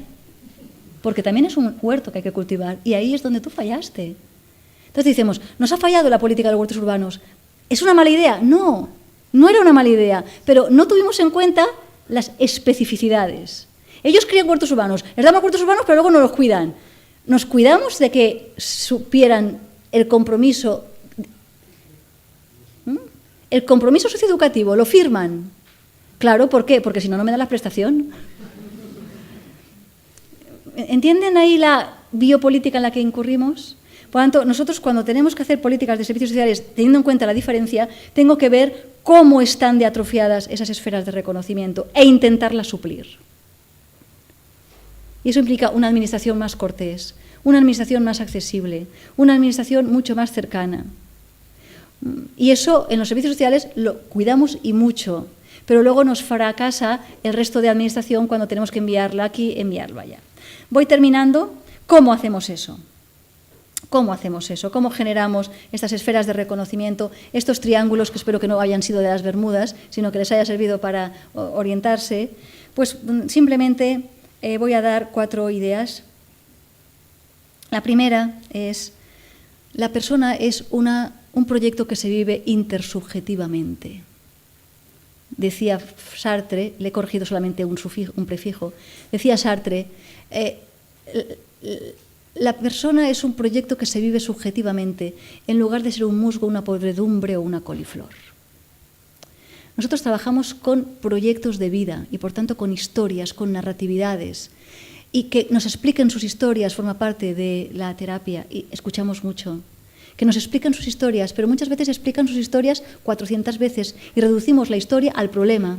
Y al final acaban identificándose con el problema, porque solamente nos narran el problema, la disfuncionalidad. Qué importante es que también narren las potencialidades, que también narren las ilusiones, que también narren las esperanzas. Y por tanto, que acojamos su biografía, las potencias también, los funcionamientos y a lo largo de la vida, cómo van cambiando, porque son historias que van cambiando. Por tanto, no congelemos la imagen en la historia que explicamos en los informes. Están siempre mirando por el retrovisor. No se puede conducir bien si continuamente estoy mirando por el retrovisor y mirando a las vidas de las personas por lo que otros profesionales han contado y siempre problemas. Tengo que mirar para adelante. Por tanto, abrirles la pregunta de la incógnita del futuro. ¿Cómo planeas tu futuro? Y vamos a hacer planes de decisiones anticipadas. ¿Qué futuro no quieres? Y el éxito del profeta consistiría en que no se cumpla. Porque el mal funda. ¿A dónde no quieres ir? No queremos que acabes otra vez en la cuneta con esta adicción. ¿Cómo hacemos para que no llegues aquí? ¿Cómo te puedo ayudar para que, no sé lo que quiero, pero esto no lo quiero nadie? Y cojo la idea del plan de decisiones anticipadas, de bioética, y me lo aplico a servicios sociales. Proyectemos la vida, con tu diferencia, con tu especificidad, pero sin estigmatizar. No me le reduzcas a la diferencia y no me lo reduzcas a la misma diferencia de todos los que tienen esa categoría. Esquizofrénico, discapacidad intelectual, pobre, hereditario. Segunda idea, para mí también muy importante. Discreción no es arbitrariedad. Personalizar, acomodar la medida, la intervención a la persona y sus circunstancias y su historia y su episodio no es arbitrariedad. En la arbitrariedad no hay criterio, en la discreción sí. Con lo cual tengo que saber adecuar la respuesta adecuada, ajustada, de ahí viene justicia, tengo que adecuar la respuesta a esa persona. Lo que caemos en el nombre de la igualdad es homogeneizante. Todos lo mismo, es café para todos, es aguachirri para todos. Tengo que saber gestionar el riesgo de cuál es la respuesta adecuada para esta persona y su contexto, y por tanto por la mañana hemos dado esta respuesta, por la tarde hemos dado otra respuesta, y eso lo podríamos explicar como la respuesta más adecuada porque no es arbitrario. No se trata de según qué profesional te toque tendrás una decisión u otra. Se trata de según qué circunstancias te toquen, el profesional, sea quien sea, sabrá atender qué circunstancias, qué capacidades y lo argumentará muy bien. No tengan miedo, por tanto, de personalizar, de flexibilizar protocolos y atenciones, sí esquivando la arbitrariedad, pero no la discreción en el buen sentido de acomodarse a esa persona. Tercera, tengan criterios para saber qué diferencias sí y qué diferencias no. Les voy a poner un ejemplo que mañana en la formación con los profesionales trataremos. Algo hemos hecho mal en Cataluña. Cuando yo participé en el Comité de Bioética haciendo un protocolo para erradicar la mutilación genital femenina, algo hemos hecho mal, porque hacemos firmar a los padres cuando van a llevar a las niñas un certificado de integridad física de la menor, y cuando vuelvan tienen que regresar y pasar un examen y ver que la niña ingresa con su integridad, sin la mutilación genital femenina. Han pasado unos años. Las muchachas adolescentes se nos han empoderado y dicen dos cosas interesantes. La primera es, ¿por qué ninguna niña catalana tiene que abrirse de piernas cada vez que entra y sale del país? Y yo, sí, eso no es un atentado contra mi autonomía y mi intimidad. Las hemos empoderado bien, ¿eh? Argumentan bien. Pero la segunda, dicen, es que además, si abro las piernas y resulta que efectivamente ustedes me quieren proteger y me han mutilado, resulta que si yo me abro de piernas, mi madre va a prisión y a mí me llevan a un CRAE. No me amputan únicamente el clítoris, me amputan la familia y la madre, y además me repudia la familia por haberme abierto de piernas. ¿Me ofrecen una alternativa mejor o no lo pienso hacer?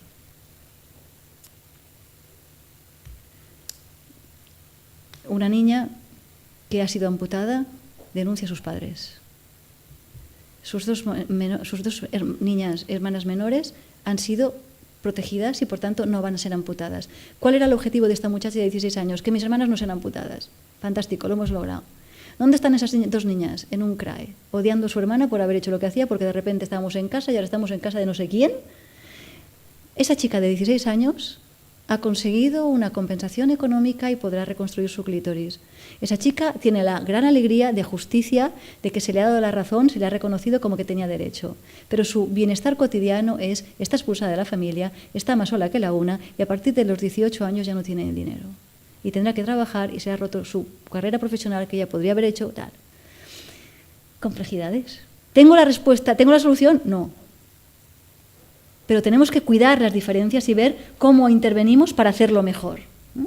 Y ahora tenemos que medir hasta qué punto estamos empoderando bien, pero no resolvemos muchos temas. ¿Qué diferencias sí son respetables y qué diferencias no? Y cuando decimos que esa diferencia no es respetable, que esa diferencia de la amputación genital femenina no es respetable, ¿cuál es la mejor manera de atender esa diferencia? Y no quedarnos tranquilos con que el protocolo ya lo tenemos hecho y erradicamos, porque rompemos los bienestares cotidianos de esas personas. Las rompemos mucho. Y por último voy a dar 7 criterios que nos pueden ayudar a tomar decisiones a la hora de atender esa diferencia. Y son 7 criterios que no voy a priorizar, pero que me pueden dar pautas para atender la diferencia, cuidar los contextos en justicia. Son 7 criterios que son: 1, universalizabilidad, en breve y en vulgar. ¿Y si todo el mundo hiciera lo mismo? Es el trato igual a los que son iguales. Segundo principio, de transparencia. ¿Y si todo el mundo lo supiera? Si escondes, es porque hay algo que ocultar. A pesar de que aquí no me da tiempo a entrar, pero la conferencia anterior hablaron de la confidencialidad. No es nada fácil, complejidad, qué nivel de riesgo estamos dispuestos a asumir, qué es de transparencia y qué de confidencia. En el ámbito de servicios sociales, cesión de datos. Esto lo digo, no lo digo todavía, porque frustro su confianza, me lo ha dicho a mí, pero ¿cuánto tiempo lo puedo retener porque el riesgo es inmenso? A nosotros nos pasa mucho de niñas que quieren explicarte solo a ti como educadora social, solo a ti como psicóloga, el problema que tengo en casa.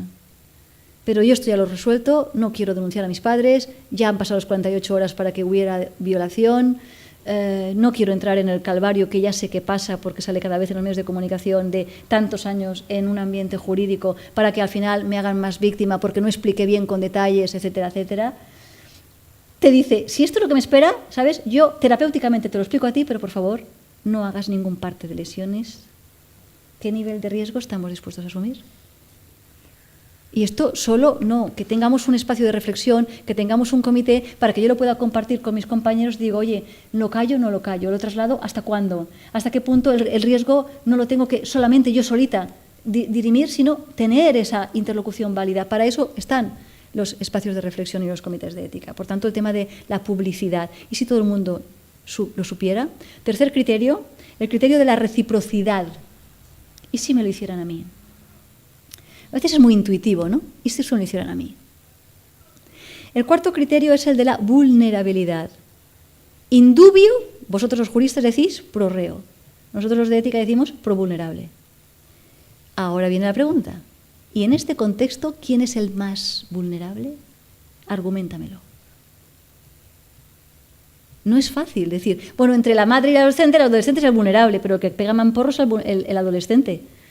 Y la madre es quien ha hecho la denuncia y al final es el adolescente quien se va a prisión. Pero ese niño cuando pega el mamporro que está reivindicando a una madre adolescente que no está haciendo las funciones de, ¿quién es el vulnerable? Entonces, ¿qué nos propones? Y digo, que entren los dos, le dije yo. Pero no a prisión, sino que entre un educador social en esa casa y les enseñe a quererse bien, respetándose lo que la madre y adolescente efectivamente no sabe hacer. Y que el niño entienda pues, que la mamá pues, prácticamente tiene unos pocos años más que él y le supera esta crianza, ¿no? Y que le demos un soporte allá, ¿no? De manera que indubio pro vulnerable. Y pro vulnerable es atiende las diferencias contextuales. ¿Quién es aquí el vulnerable? Porque cuando era niño, el niño era vulnerable, pero cuando se nos ha hecho un chicarrón del norte de 1,80 con tantos kilos de peso, ahora la vulnerable han cambiado han cambiado las cosas, ¿no? El quinto criterio es, entre estos valores o derechos en conflicto, ¿cuál es más trascendental en este contexto personal? Permítanme un ejemplo porque se queda claro. Cuando una persona es adulta y rechaza una transfusión de sangre, la vida a la que renunciará si no hay transfusión de sangre porque morirá sin ella, sin la transfusión, para esa persona la autonomía es trascendental, es la condición de posibilidad de que la vida tenga valor.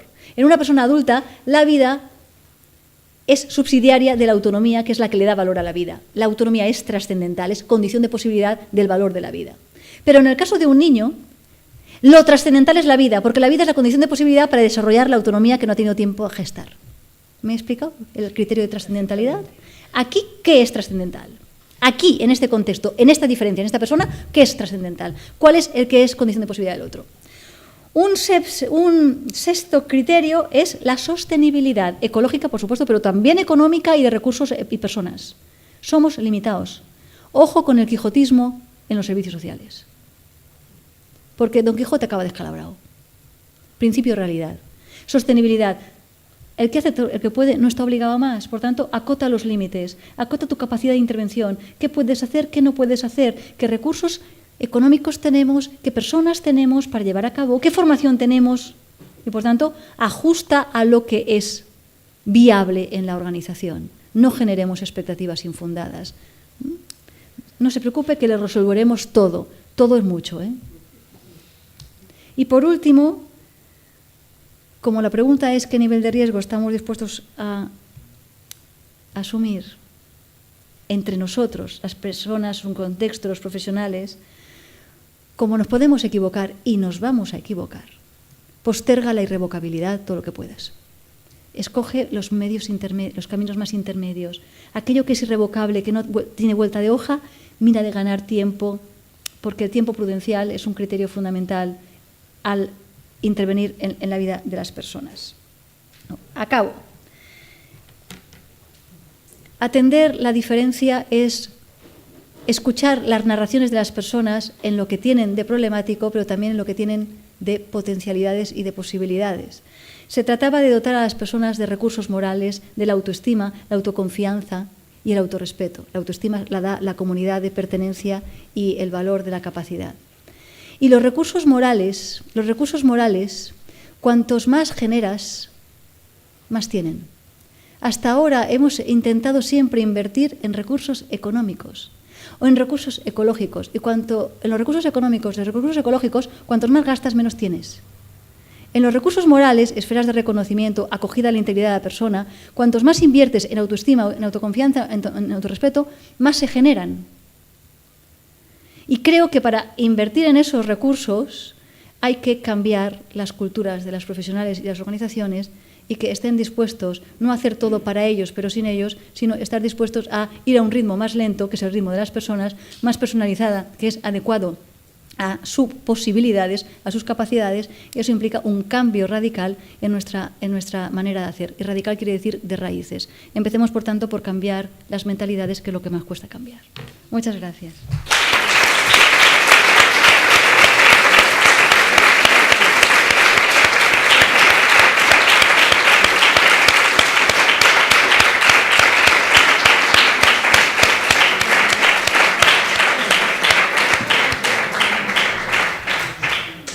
Muchísimas gracias a ti, Begoña. Ahora se abre el turno de intervenciones. Bueno, yo me imagino que habréis anotado un montón de ideas, porque sí que se han planteado muchísimas ideas y la última resume todo, el cambio de raíz, ¿no? ¿Cuántas cosas tenemos que cambiar? Yo creo que has anotado algunas ideas tan interesantes como la escucha, ¿no? El respeto al proyecto de las personas, no generar inestabilidad, que yo creo que no cumplimos ni una. O sea, yo creo que sí, que en primera línea de acogida yo veo profesionales. Esto sonará a pelota por estar donde... ¿Se dice aquí eso? ¿Hacer la pelota? Sí, lo mismo. Sí. Yo he tenido el grandísimo privilegio de trabajar con profesionales de la educación, de los sistemas penitenciarios, juristas, y esto es un enriquecimiento enorme, ¿no? Yo he visto grandes profesionales que no se explica que estén donde estén, viendo tanto sufrimiento cada día, si no es porque hay esta conciencia de servicio y de servicio público. Y yo creo que esto es importante. Y en los servicios sociales, yo les decía a mis compañeras de servicios sociales, yo no puedo hacer vuestro trabajo, porque yo me desmorono. Cuando veo a una persona en las condiciones que vosotros le veis, a la segunda frase que me acaba de soltar, yo ya me desmorono y me pongo a llorar con ella y por tanto no le ayudo, no le empodero. Simplemente digo, ya somos dos víctimas del sistema. ¡Hala! Entonces, veo profesionales muy, en el mejor sentido de la palabra, vocacionales, en el mejor sentido de la palabra, pero además con verdadera capacidad de escucha atenta. Y al mismo tiempo muy frustrados unas veces porque no tienen los recursos necesarios, otras veces por la obsolescencia de un sistema burocrático decimonónico excesivamente vertical que no me permite entrar en esto que yo quisiera entrar, ¿no? Bueno, decir que cuando hablaba de que no cumplíamos ni una me refería a los de mi profesión. Evidentemente no estaba generalizando. Yo reconozco también el trabajo que hacen, porque a mí me llegan los informes de todas y todos los trabajadores sociales y son informes muy completos, muy detallados, lo que ha supuesto un gran trabajo con cada una de las personas. Los que simplificamos somos los demás, ¿no?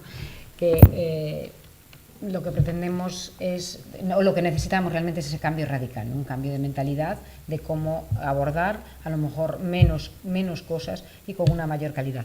Pero bueno, me gustaría que ahora abriera el turno de intervenciones y que vosotros compartiréis con Begoña vuestras inquietudes o alguna aclaración de alguna cuestión.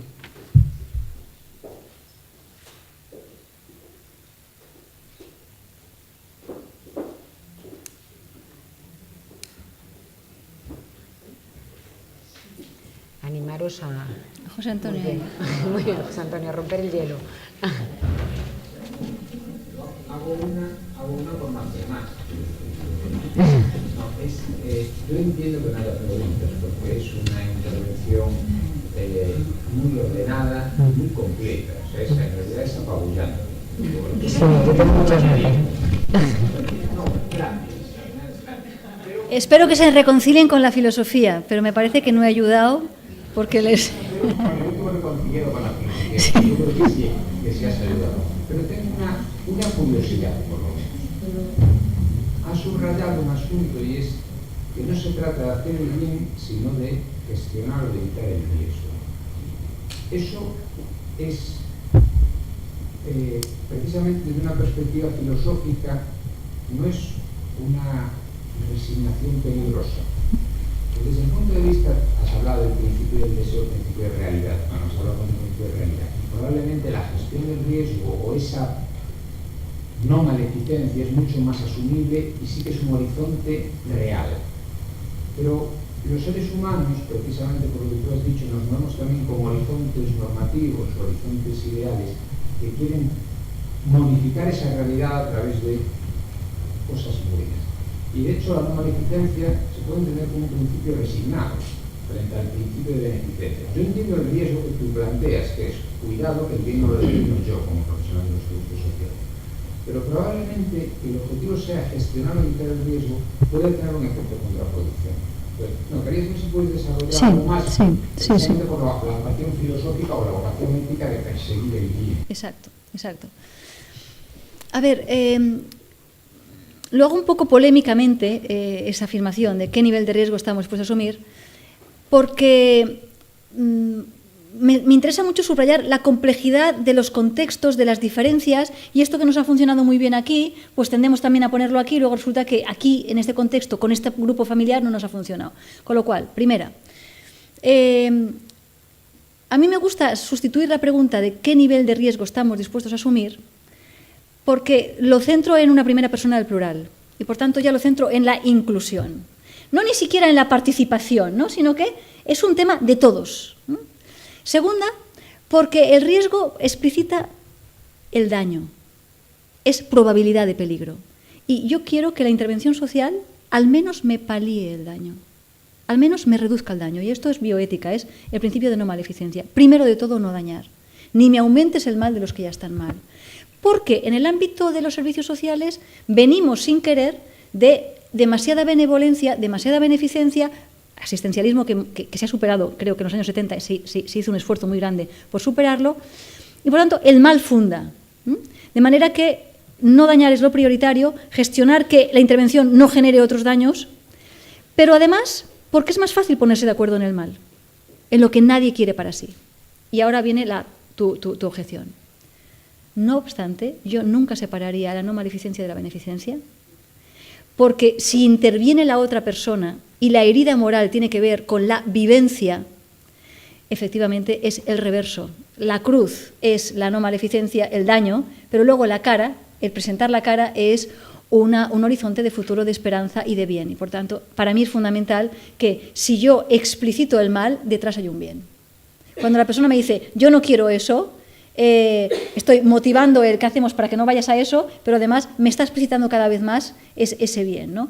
De manera que efectivamente es un riesgo abandonar el horizonte de calidad de vida, de bienestar cotidiano.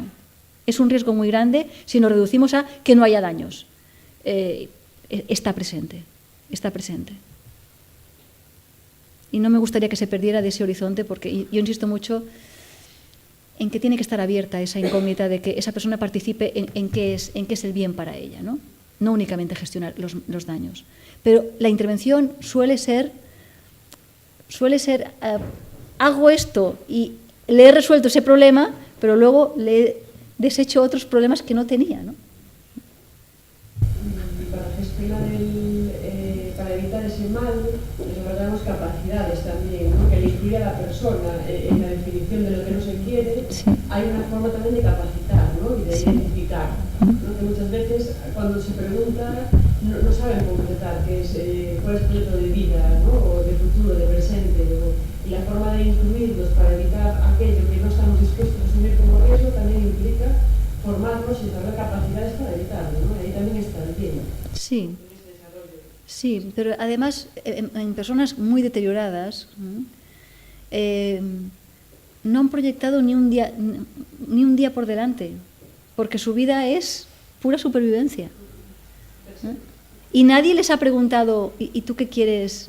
Porque, con lo cual está muy bien decir, bueno, ahora estás en un nivel de riesgo, vamos a intentar salir de aquí, pero yo necesito también saber a dónde quieres ir. Claro, y cuando lo tienen, es un horizonte absolutamente utópico en el peor sentido de la palabra, ¿no? No es que yo tengo una discapacidad intelectual y quiero ser piloto, ¿no?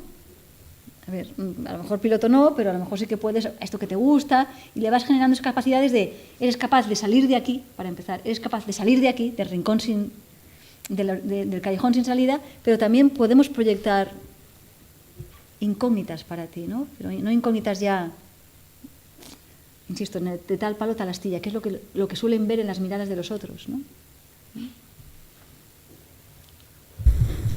A ver, yo voy a hacer un poco de abogado del diario. Según su exposición me parece fantástica y estoy muy de acuerdo en casi todo, pero me queda la duda, no sé si esto va, ¿no?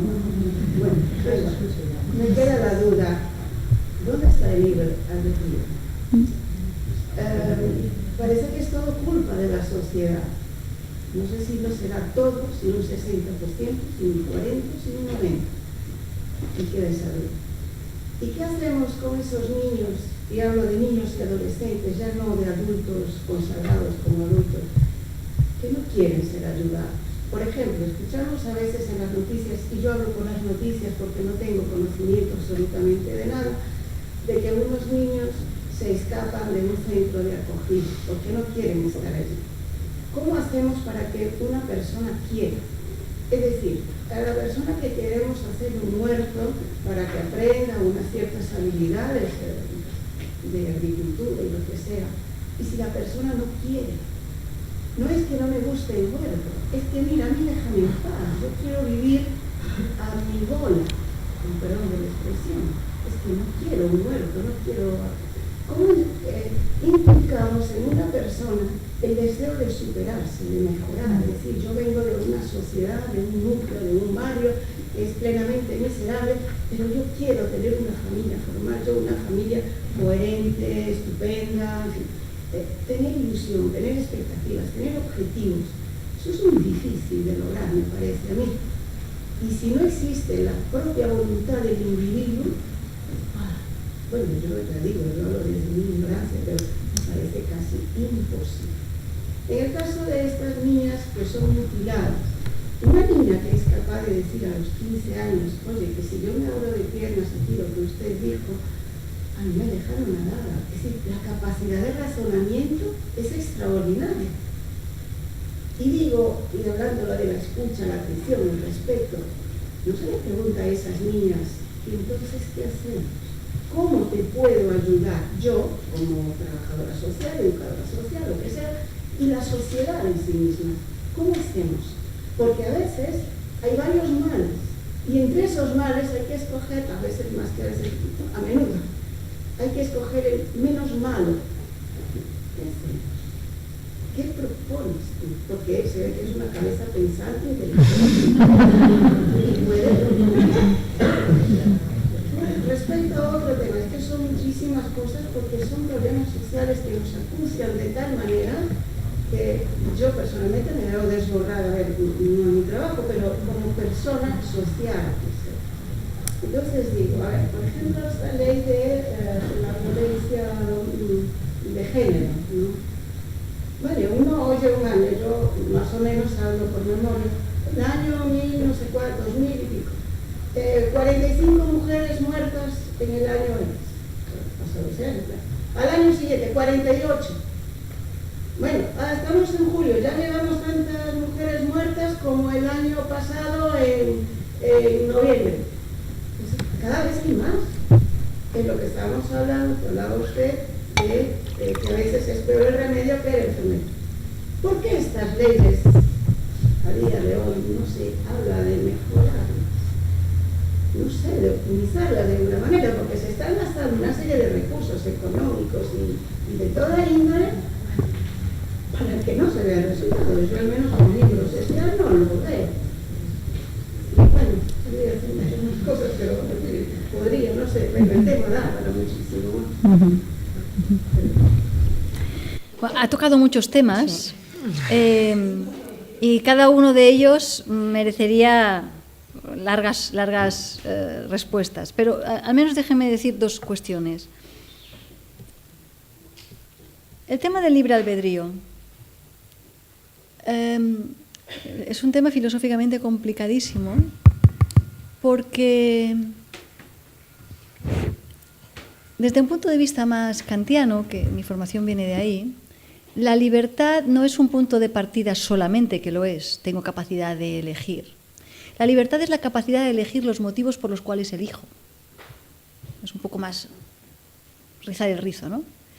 Y cuando yo soy capaz de no tener un deseo compulsivo, sino que soy capaz de distanciarme de mi propio deseo, que sospecho que ha podido ser generado, creado de manera sibilina, por presión social, por marketing, por estereotipos. Cuando yo me distancio de mi deseo porque sospecho que es compulsivo y digo, esto que deseo, realmente lo quiero yo, estoy proyectándome una identidad.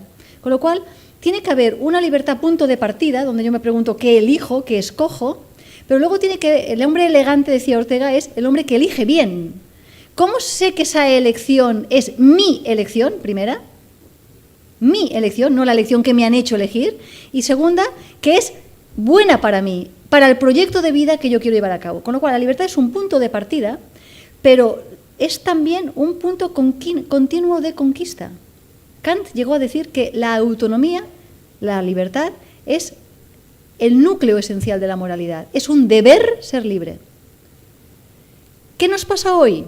Que la libertad, Erich Fromm, la libertad da miedo, que la libertad genera responsabilidad, tú dime lo que yo tengo que hacer, que yo lo hago. Con lo cual, aquí en el uso de la libertad y el abuso de la libertad hay poca reflexión sobre en qué consiste que la libertad sea buena o mala. Por ejemplo, un utilitarista, un liberal, te diría que tú eres libre hasta incluso de renunciar a tu libertad, de manera que, como soy libre, puedo decidir autoesclavizarme. Y Kant te dice, no, eso es una contradicción. El objeto bueno no puede ser al mismo tiempo objeto de rechazo. La libertad está para ampliarla y para mejorarla. No eres libre de renunciar a la libertad. Y por eso la libertad es una condena. Pero es la condición de posibilidad de que te forjes tu propia vida. Y hay gente que dice, es que no tengo ningún interés en forjarme mi propia vida. Yo quiero una vida confortable, aunque no sea la mía. Claro, dices, llama la atención la poca educación en ética sobre de qué estamos hablando cuando estamos hablando de ética. No estamos hablando de cosas de si mentir, no mentir, si robar, no robar. Estamos hablando de qué hago con mi vida para que sea una vida buena, apropiada a la mía. Claro, yo creo que hemos frivolizado la cuestión de la libertad. La hemos frivolizado mucho y por eso hay gente que llegamos a decir que hay cierta responsabilidad también en no ser víctimas. Eso se tiene que contextualizar, esa frase, ¿eh? Yo no puedo decir a un niño que tiene que ser responsable de no ser víctima, pero a una persona que se está metiendo en determinados atolladeros digo, ojo, porque vas a ser víctima de y tienes una responsabilidad de evitar ese victimismo. Eso por un tema, el tema importante de la libertad. Déjame decir otro inciso no lo sabemos, a pesar de que haya gente que se empeñe en determinismos genéticos, cuánto hay de gen y de epigenética, cuánto de cultura y cuánto de nietzscheana voluntad de poder. Es decir, ¿qué hago yo con la cultura que me ha tocado y con mi genética? El humano es un animal enigmático. Porque delante de la misma genética, más o menos hermanos gemelos, el mismo contexto cultural, uno sale A y el otro sale B. Ahí la voluntad de poder tiene mucho que decir, ¿no? Y no sabemos cuánto es genético, epigenético, cuánto cultural y cuánto voluntad de poder. Ese deseo de libertad y ese miedo a que se me arrebate, eso es la esencia de la ética. Y ahora, por lo que hace a las soluciones. A mí no me gustan las soluciones, ya lo he dicho, pero sí que creo que hay respuestas adecuadas. Y he puesto el ejemplo de la violencia de género y tenemos aquí fiscales y demás. Yo, con el tema famosísimo de la manada y demás, a veces no es una cuestión únicamente de cambiar las leyes. A veces también es una cuestión de cambiar la formación de los profesionales. Pero también es muy importante ser consciente de que quien no se mueve no siente sus cadenas. Y ser feminista es cuestión de tiempo. Es decir, aquí hay mucha gente que no ha entendido todavía que inoculamos el machismo a las propias mujeres. Y que hay muchos temas inconscientes de creencias que no tenemos en absoluto superados. Y seguimos haciendo políticas de perspectiva de género con el género, cuando algunas de las buenas filósofas contemporáneas están diciendo que aquí hay que superar el eje sexo-género, porque todos son constructos sociales. Y le decimos a los niños que tienen que coger o varón o tal, y los hormonamos, pero si lo vamos a aceptar como sea, ¿por qué tenemos que violentarlos en su físico para que les hormonemos? Y todo eso tiene que ser una discusión pública. ¿De qué hablamos cuando hablamos de feminismo? ¿De qué hablamos cuando hablamos de mujeres? Cuando me dicen, es que las mujeres, y digo, yo también soy mujer, pero yo no me identifico con eso. Hay que deconstruir estas categorías, que son constructos culturales. Y bueno, es una cuestión de una cultura pensada y pensante. Y aquí lo que queremos es que algunos piensen y nos den la respuesta. Pues no lo vamos a hacer. O nos ponemos todos juntos a pensar y a ver distintas respuestas, porque hay distintas figuras de maternidad, distintas figuras de paternidad, de mujer, de quererse, de hombre, y por lo tanto tenemos que entrar en la gestión de la complejidad y de las diferencias. Lo estamos haciendo, creo que bien, con las familias. Hay papás, hay mamás, hay roles que nos identifican con... Es una mamá, pero realmente hace de papá y de mamá. Es una abuela que hace de mamá, de papá, de amiga, de... Hemos de ser capaces de entrar en que somos seres históricos y que nuestras instituciones, también las familiares y también las de género y sexo, se tienen que repensar críticamente en aras de acoger a las personas y que vengan como vengan, las vamos a acoger. Y no me pongas el nombre ahora de disforia de género. Anda, que le ponen cada nombre, le han cambiado el tema le ponen ahora disforia de género, pero continuamos con el género y ahora la disforia. Es que no te entiende nadie cuando hablas así, ¿no? Aceptemos a las personas, ya veremos. Hoy eres guadiana, no sabemos qué eres, te aceptamos. Hoy eres mujer, pues te aceptamos. Mañana eres hombre, te aceptamos. Mañana eres trans, pues te vamos a aceptar. Y va a llegar un momento en que esto va a ser lo de menos. Eso sí, en el carnet de identidad tiene que haber algo y los números parece ser que continuarán siendo asexuales. Acabemos con el carnet de identidad y poner un número y luego que se vaya cambiando de nombre, ¿no? Y si tú lo aceptas, ¿qué pasa? ¿Qué tan complicado es eso? Un poquito. Es un poquito complicado. Sí, bueno, yo entiendo un poco la frustración de lo que es en determinadas ocasiones, y por lo que tú planteas, respetar esa libertad de cuando tu intervención tiene que ser de ayuda y ves que esa persona no quiere que le ayudes en ese determinado momento, ¿no? Bueno, es muy frustrante porque tú quieres terminar con determinadas situaciones y ayudarle, y lo estás viendo y ves que no es lo que te... Yo creo que si nosotros le damos la información, le damos el instrumento, le damos los recursos y los ponemos a su disposición y sabe que están allí, eso es proporcionar esa confianza. A lo mejor hoy no viene, pero a lo mejor viene después, porque al principio desconfía o tiene sus miedos o sus circunstancias vitales y personales en ese momento no son las adecuadas, ¿no? Podemos hablar de la violencia de género, ¿no? Cuánto queremos que declaren, hacerlas nuestras y que sigan el caminito que le estamos marcando, que estamos pautando. Pero claro, es que a nosotros se nos plantea muchísimo. Nosotros sabéis que en la Fiscalía tenemos una gran disyuntiva con el tema de las declaraciones de las víctimas, ¿no? Porque cuando denuncian, después muchísimas veces nos encontramos, después no quieren declarar en el acto de juicio. Para nosotros, y ya os cuento como fiscales, para eso es lo peor, porque llegas a juicio y no tienes ni una sola prueba, ¿no? Mucha gente se enfada, deduzcan testimonio contra la víctima por falso testimonio. Bueno, de eso se llegó a hacer, bueno, y algunos lo hacen, ¿no? Claro, eso es horrible. Eso es lo peor. es hacer esa persona como es nuestra, ya que ha venido aquí y nos ha generado trabajo, ahora es nuestra, y si eres nuestra eres fiel hasta el final. Eso es lo peor que podemos hacer, vamos, yo creo, y sirva todo lo que nos han dicho, pero ya de forma intuitiva, ¿no? Hay que dejar a la gente que viva sus tiempos, sus momentos, y hay que proporcionarle los recursos para que cuando pueda, porque sus circunstancias a lo mejor en ese momento no son las adecuadas, venga. Y ahí es cuando tenemos que estar. Este es el momento. Cada uno en lo nuestro, claro.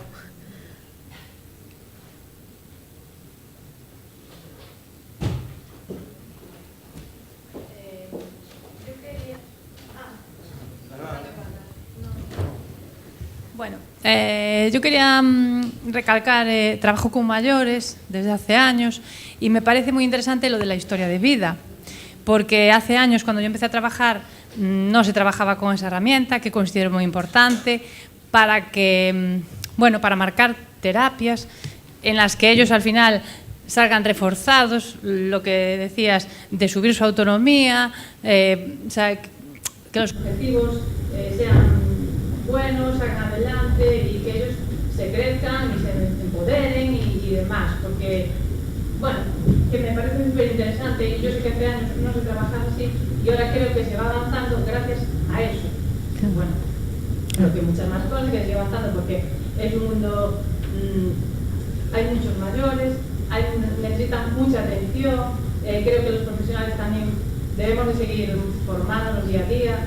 Y hay otras demandas que hace años no había. Desde luego yo cuando sea mayor y me vea con 90 años no voy a tener las mismas necesidades que mis abuelos a lo mejor. Entonces claro, creo que nos queda mucho camino por recorrer, pero bueno, también veo con el tiempo que lo de la historia de vida es fundamental para poder marcarte unas terapias que consigas cosas, que ellos bueno, eso, subir su autoestima y todo eso, pero no me...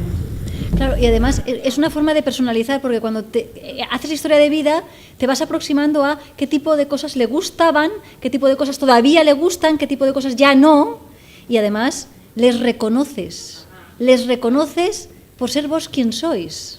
La persona que hizo eso, que hace, y no únicamente el cuerpo disfuncionante o viejo que ya no.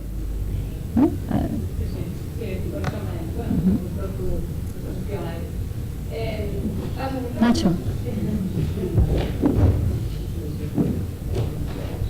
Bueno, yo si no lo pierdo, porque a veces lo hago mucho. Cuando hablabas, ¿no?, de trabajar con las personas y trabajar en la dificultad de tener un proyecto de vida, ¿no? Es difícil a veces decir a una persona cuando muchos jefes venían y vas a tramitar una prestación de estas para garantizar, ¿no? ¿Cómo te ves dentro de 5 años? Entonces, te dan con esa pregunta, en plan, no sabían cómo van a comer mañana, cómo van a pagar la mañana, entonces es importante cubrir esas necesidades básicas para poder ir en la línea del trabajando.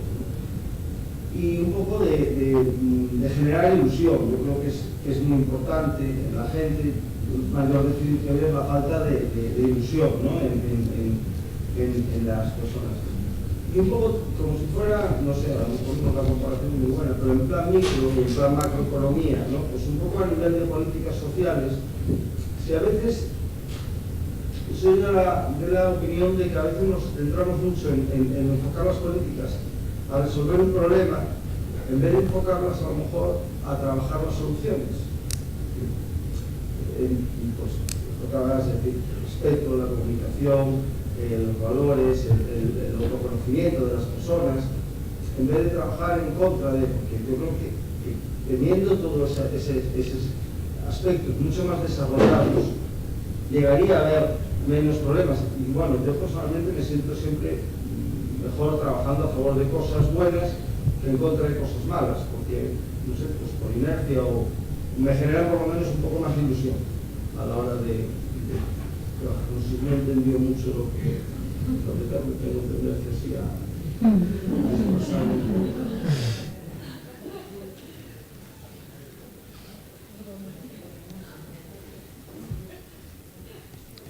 Mira,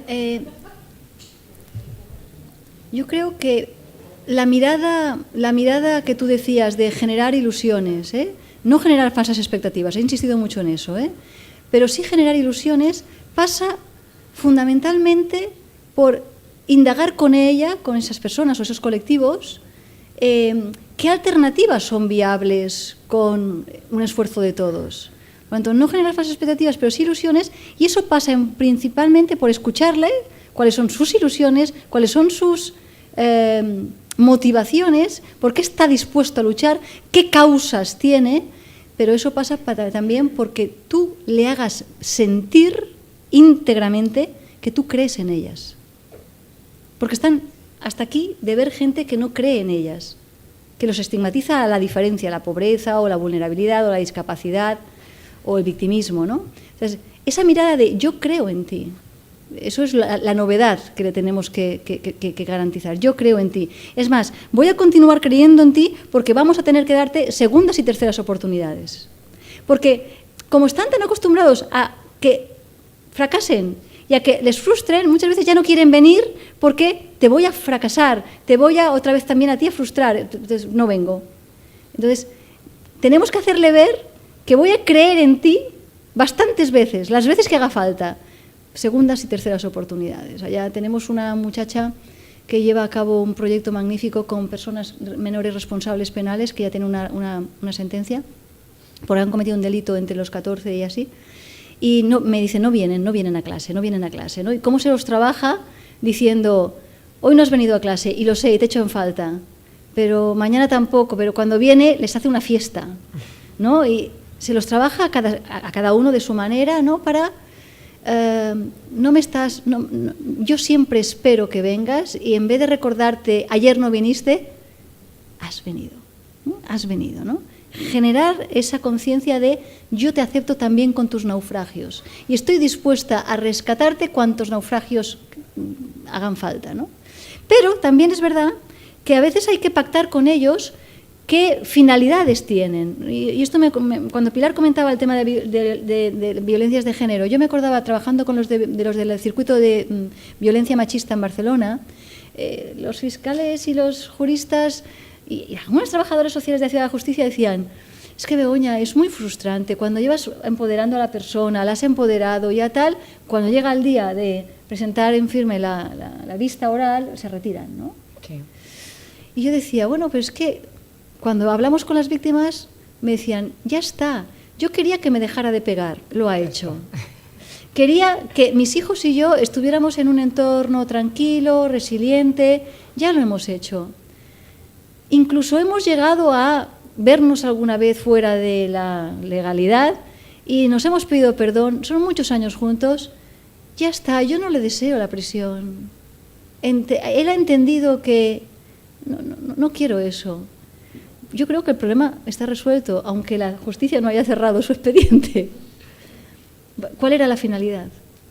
¿Cuál era la finalidad para ella? Para unos la finalidad era que esto terminara con el expediente y desde eso fracasan porque no ha habido al final la vista, pero para mí no es un fracaso. Por tanto, para mí la pregunta es, ¿en qué consiste el éxito y el fracaso de las intervenciones sociales? En la vivencia que hacen las personas, no en la que hacemos nosotros, que nos gustaría haber llegado hasta aquí. ¿Cuál es su expectativa? Y me dice, bueno, tú querías que llegara a cocinera, pero no está mal, me he quedado en gerocultora. Pero bueno, no está mal, pero yo esperaba de ti más. No proyectes tú, son ellos quienes tienen que proyectar, ¿no? Y ya nos cuento con nuestros tiempos, claro, cuando llegamos nosotros ya tienen resuelto, menos mal, casi todo. A mí esto ya se me pasó, ¿no? Y ahora usted quiere que me vuelva a pasar, ni lo quiero ni recordar, ¿no?